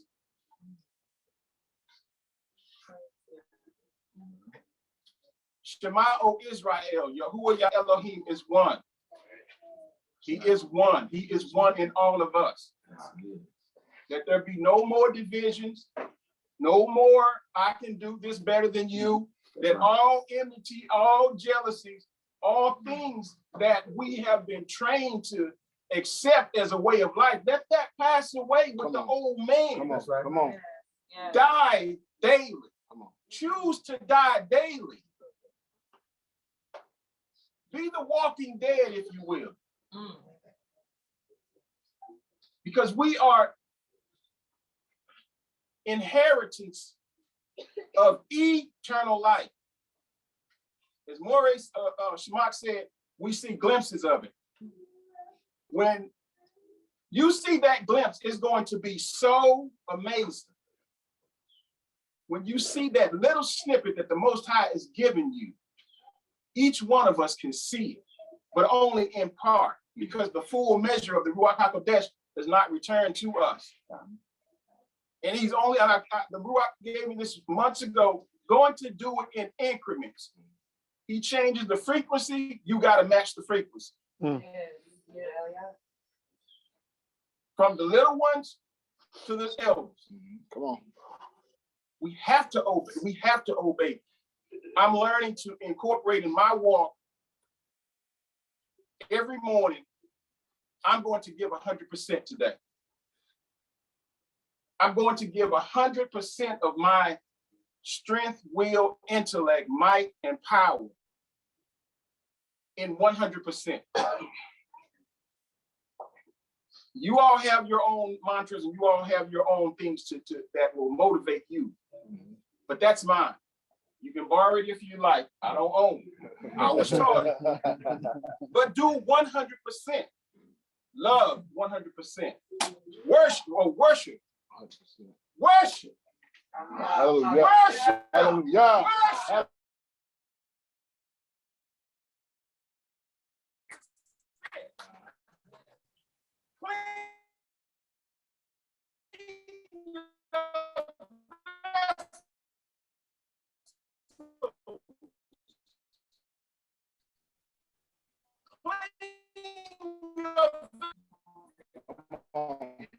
Come on. Clean yourself up 100%.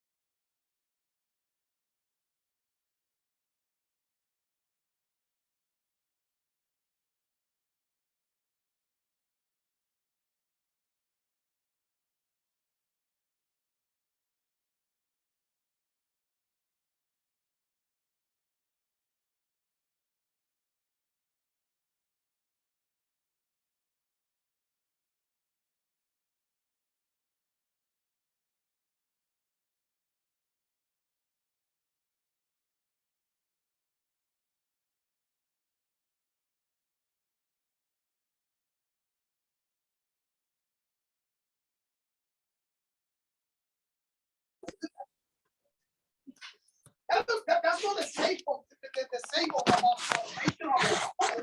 It's the salvation of yourself. Because we're supposed to be deep. That's right. We're supposed to be clean. How are we supposed to be a clean nation? First of all, we don't seek our own good. How we are doing things to please the Most High, to fight for myself. Yes. Salvation is dead. We know the way. We have the testimony. The Most High say, who is a you strong leader? Okay. And if you don't, you die. God, that's right. Right. Remain dead. You will be going to be what? That's right. Yeah, okay, the break is open. But I go say the other way, the grace. The grace. Yes. Is open. You know why the grace is open? Because he gives to us another opportunity, Israel, to be what? God. You're talking about oneness. You were talking about being one. We all know what happened when we won. That's right. And I was talking with Sakim Yakwa, and we was see different things we can see now. That's right. We're walking into that one. God. But if we don't stop as a family, at least for me, and I know only talking about my house in my corner, no, talking about that and this. That's right. What rule is moving around us? God. What rule? And I say, we're supposed to watch or look things this way. This is not the right place for this talk. I know. You know everything. Right? But what are we doing? Are we complaining or murmuring about that not the right place to talk? Or if I know what is the right place, take it out. Put it in the right place. We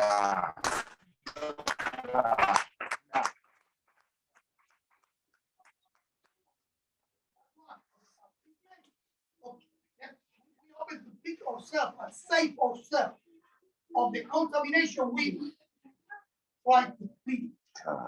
You see the difference? War right now, nations are doing what? Different things. We hear trying to clear away that direction. That's right. Feeling what the Most High is doing with in my life. That's right. And I see growth. I don't know about different rules, but I see growth. Growth in us. Unity. I see that in class. I see it. And I feel it. I learn a lot.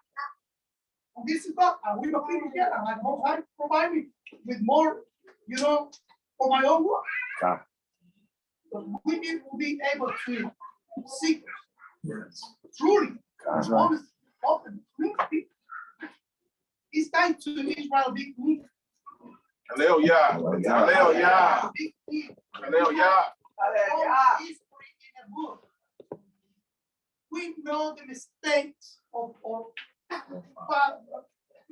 us. which part we don't see it. Uh-huh. Which part we don't. That's right. And it's sad because through all these years, all these 1,000 years, we still commit the same mistakes.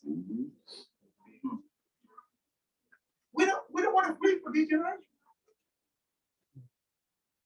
We don't want to get out from the contamination. We still what? Yeah, we are in the wood. We are growing. That's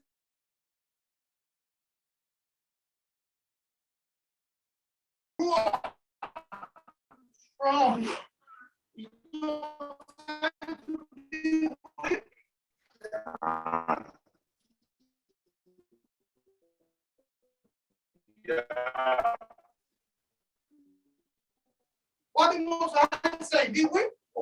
Be strong. And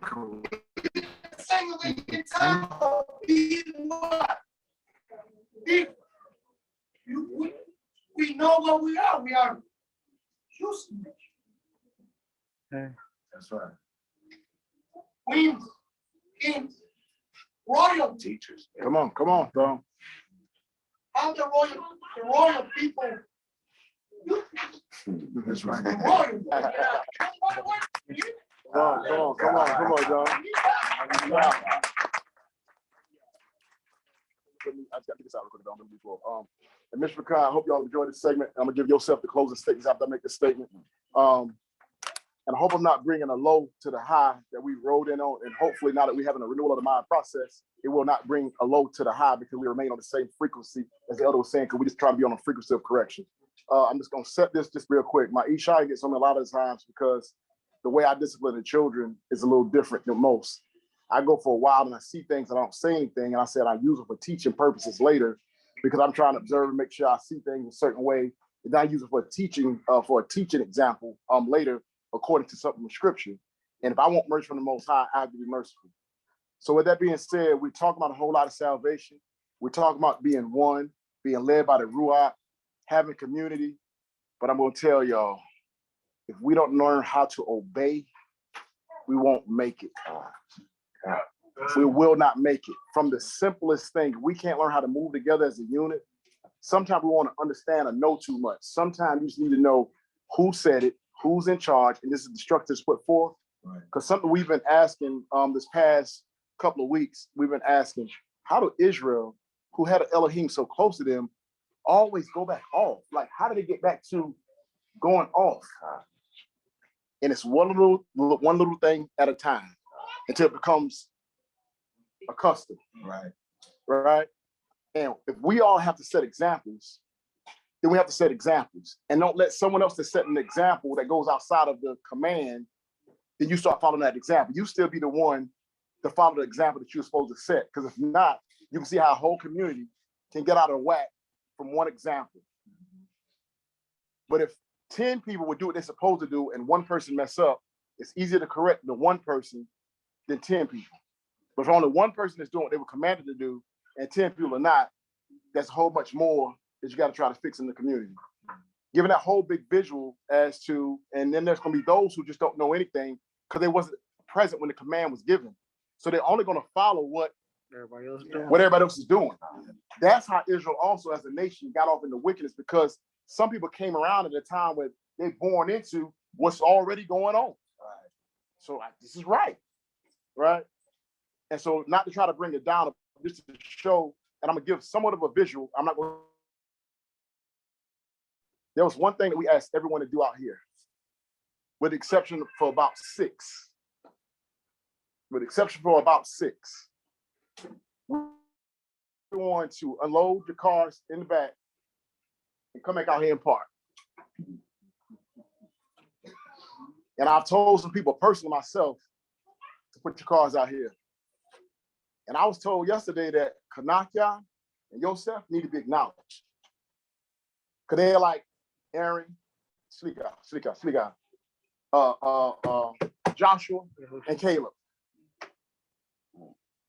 They walk right there with the elders, and they were just doing what they're supposed to do, because there's, you come in, Kanak guys, the Joseph be going somewhere, be one car sitting here, and more cars have disappeared, but we can't even see the campsite. A lot of times a person can be in the praise, the elder that don't feel like getting up and going over to the campfire, normally can see the campfire from their tent. But the view is blocked. Not even just that about the view. It's a hazard. That's a hazard. The chief couldn't even get out last night. He tried every which way but loose and could not get out. There was not out. It wasn't no way out for him.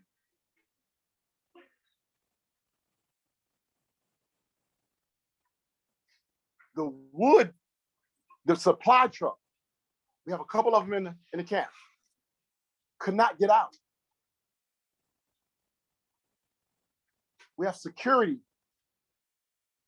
Everyone don't have to know the whole plan. The way things work in the military, the commander gets down to the other officers in charge, and it's not for all the soldiers to understand the command. They just need to understand their part of the command. And not to say, well, why can this one be here? Why can that one be here? But I can't be here. Dawood been running back and forth. You know why he's back there. Back and forth from side to side of camp, in and out of town, in and out of stores. Quick tripping. He has to. We need Johanna to be able to bring supplies. We need Abadal to bring supplies. Y'all see the drums and all, how to get moved back and forth from side to side to the camp. They need to be able to get in and out. And then there's some other things that you don't need to know why certain vehicles need to remain close to the camp and have easy access to keep the camp safe. If a fire truck or ambulance had to get in right now, a person's life could be in jeopardy because they could not turn around and could not get in. Because we couldn't even get out. If a hazard were to break out, everybody gonna back into each other out of panic, mass panic, crashes. Now we got another problem. But out here is much space, plenty of space. The road is right here, and people can still pull out of the inside very easily. And that's all I want to say, Mr. Because this is also a practice. See, these little things that happen for a reason. And this year's the first year I ever seen it happen like that. Like, you know, this is like, I'm with Anna. This is one of the best Sukkots. Like, you know, the Most High been showing up. I mean, Sukkot gets better and better. I love them all. But we've been having a good time. And I could have said something earlier, which I did. I said to several people, hey, let's put the cars back out there. Security has said it to several people, put the cars back out there. They never got back out there because what happens is, where everybody else is parked back here, that's how Israel always moves, how everybody else moves. What Israel has to learn to start doing is, if everybody else is moving outside of what the command is, I'm going to stay in command. I may not understand why they're doing it. They may have been given a different command. But my command has been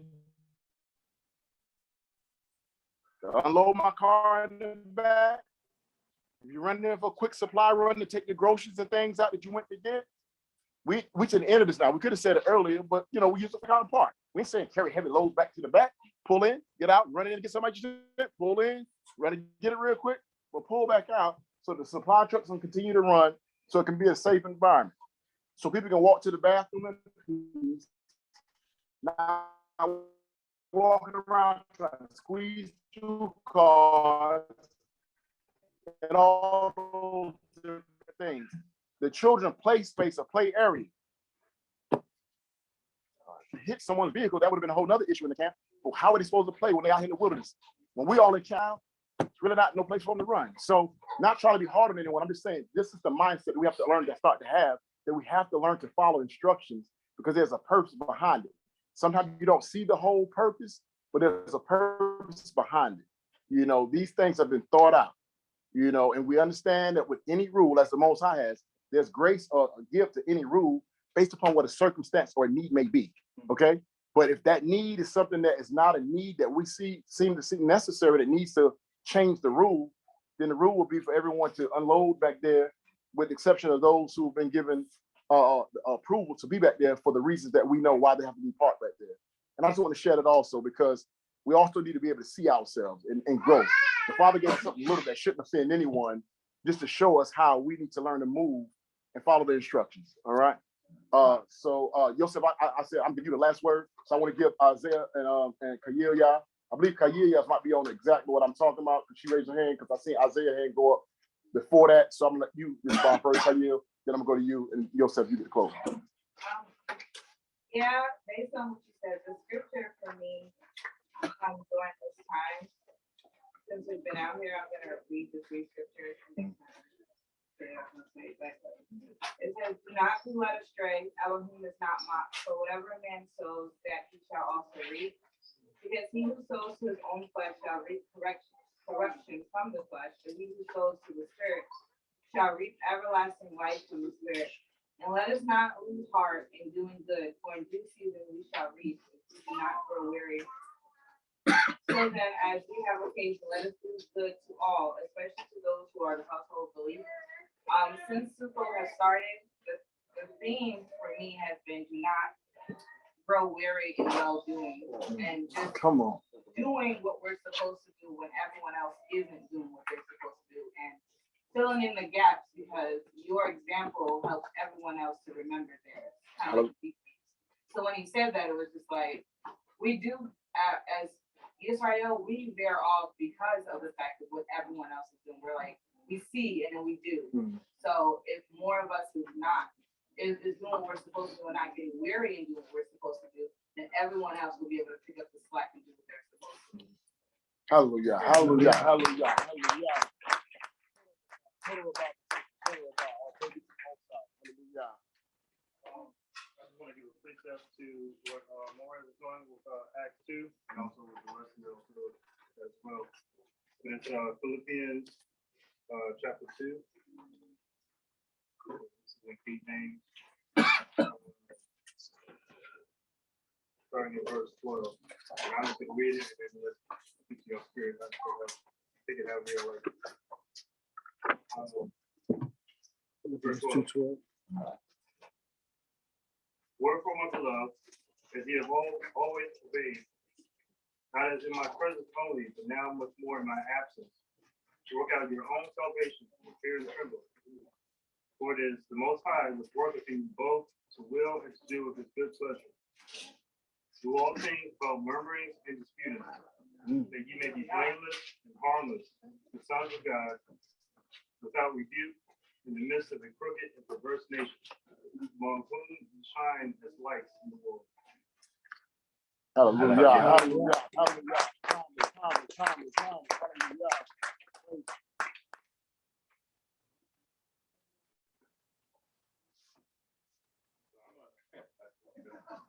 I'm laughing because it's just amazing how a plan comes together.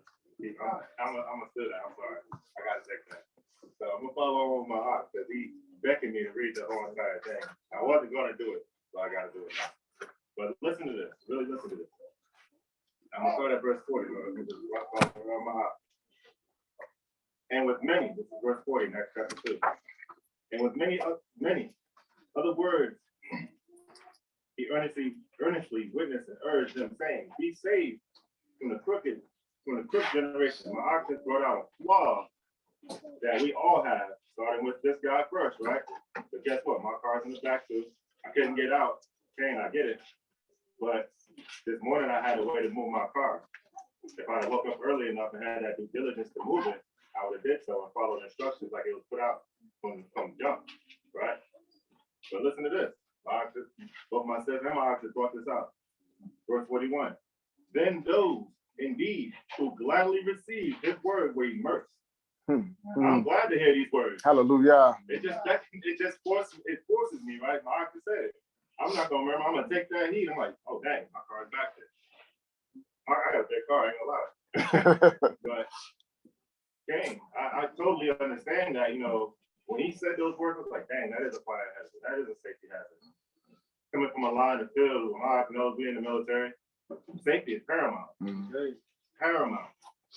People die from lack of safety. People die from lack of communication. I cannot stress that enough. I've seen too many people get hurt. I've seen limbs get chopped off from high pressure air. You can't even see it. You hear it, it then snap somebody's fingers on the floor.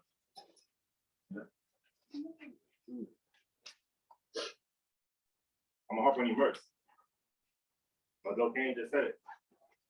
Dying every day. Just walking in that. Forever humble. That's the lowest state you can possibly be at. Yeah. The lowest state, walking in that, continuously. And on that day, about 3,000 beings were added to it. Here's what my ox just said. And they were continuously steadfast in the teachings of the emissary, and in the fellowship, and in the breaking of bread, and in the prayers. And fear came upon each being, and many wonders and signs were being done through the emissary. I don't know if y'all paying attention, but I'm paying attention to these more ways than talking to me. Slowly but surely, he's starting to see signs of wonders being done. Healing being done. Verse 44. And all those who believe were gathered and had all in common. I believe we all have something in common here. Yes, sir. Otherwise we wouldn't be there. Yes, sir. And sold their possessions and property, and divided them all among all, as anyone might have need. And day by day, continuing with one mind in a set apart place, breaking bread from house to house.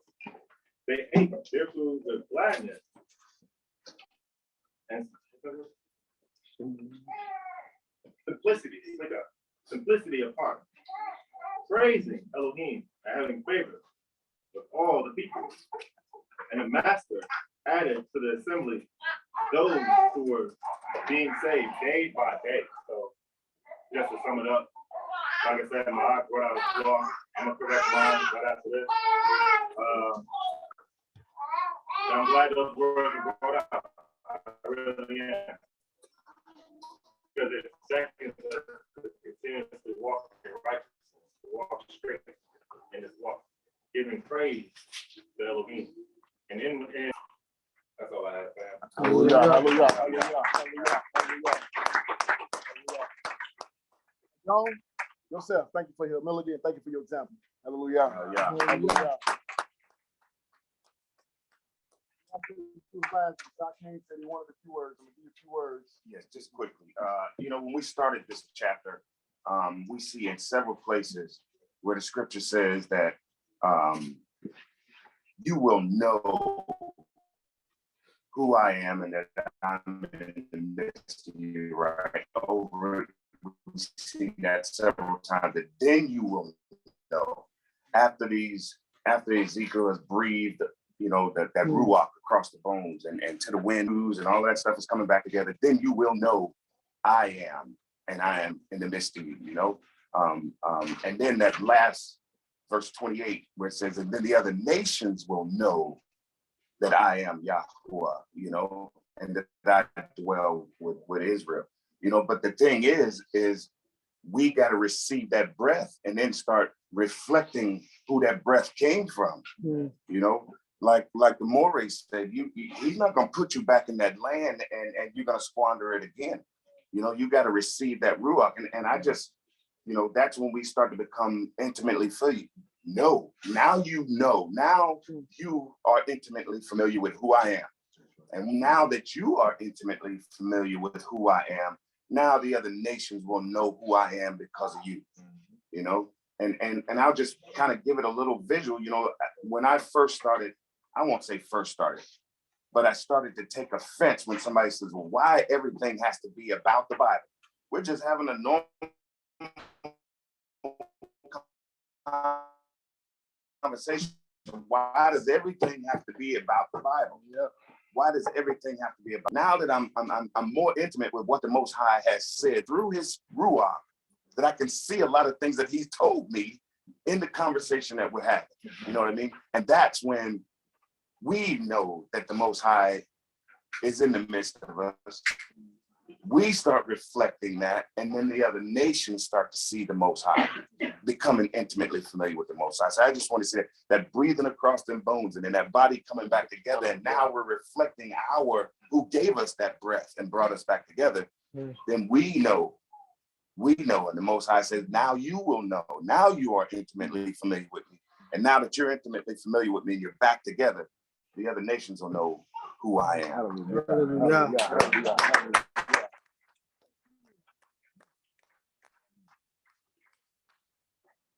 Right, Mr. Cal, we're gonna get ready to close this segment. And I just wanted to let you know, for anybody that plans to do the activities today, they're about to set the zip line up and some of the other activities. And it was supposed to be scheduled for 2:00. I told them to push it back to 2:30, but the word was too good and we got to get that word in. But they sitting over there waiting for us. So anyone that plans on doing it, kind of group up to let us know who's planning on doing it. So we can see, so they can go ahead back and start getting set up to do the zip line and other activities. So that will be going on right after this portion. They're over there waiting for those activities right now. So and I know some people may have to go and put different gearing on, something like that. But just let us know, because I mean, as there others are going up, you have time to change if that's what's going to happen. But at least let us know. So yes, ma'am. On the zip line, is there a height for a weight requirement for the smaller yellow beans? We have to ask them. We have to ask them. Yes, sir. As what you just said, you just got some corrections, that included. While we get ready to correct those things, please do it safely and not hitting anybody. Not hitting about it, yeah. Then everybody try to do it all at once. Like I said, everybody ain't got to do it right this moment, like I said, but throughout, start a little bit at a time. Everybody trying to do it at the same time that we just created a hazard. Thank you for that. Okay. Thank you for that. Hallelujah. What are the different activities? Is it just it's gonna be zip line, V swing, which is located right here, but I think they have to do certain ones in certain orders, and also the BB guns. So they're doing the V. Oh yes, and for anyone that wants to do the carving class, Abadal also is going to be doing a carving activity for those who want to carve staffs. That's not going to do that for the Akim that want to carve staffs. There's any Akio, that may want to carve staffs. You forging also? Yeah. Okay. Okay. So, like I said, throughout the rest of the day, we're gonna have several things going on. So, if you want to do something with forging, then Shay's doing that.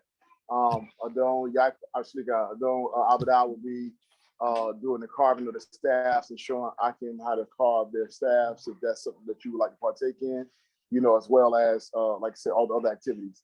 And I'm sure we can get everything scheduled in. Once you go get your little slide and come on back and come on over and carve.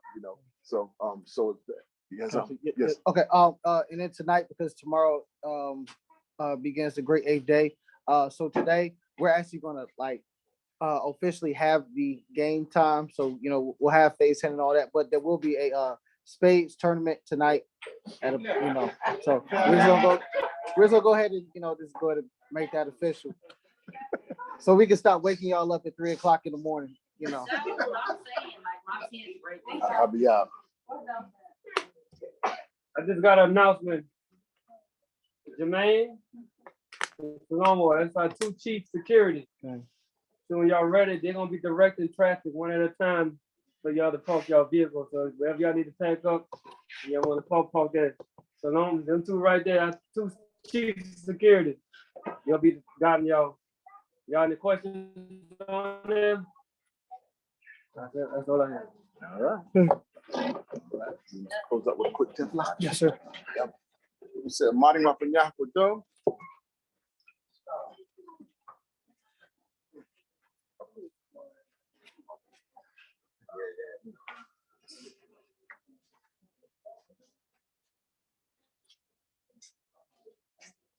All hearts and minds clear. Hallelujah. Hallelujah. Hallelujah, Father God, for you serving Aviyah, preparing spiritual food, the manna, the word from the Shamayim that has been brought forth to your servants. Each and every one of us, Aviyah, for we are all your servants. Yes. You have given each and every one of us a portion. The Torah Yah for each and every one of our portions, Father Yah. And may you give us the power, the wisdom, knowledge, and understanding to know when to manifest that portion, Aviyah, and when to bring it forth.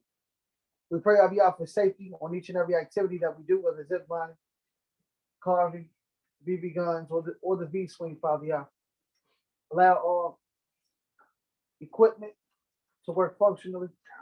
Allow us to have fun, oh Yah. So you said that you have given us the main thing.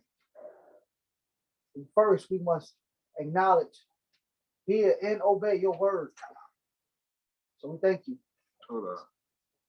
Baruch atah Yahuwah, Baruch Hashem Yahuwah, Baruch haba Hashem Yahuwah. Hallelujah! Hallelujah! Hallelujah! Hallelujah! Amen. Amen. Amen. Yeah.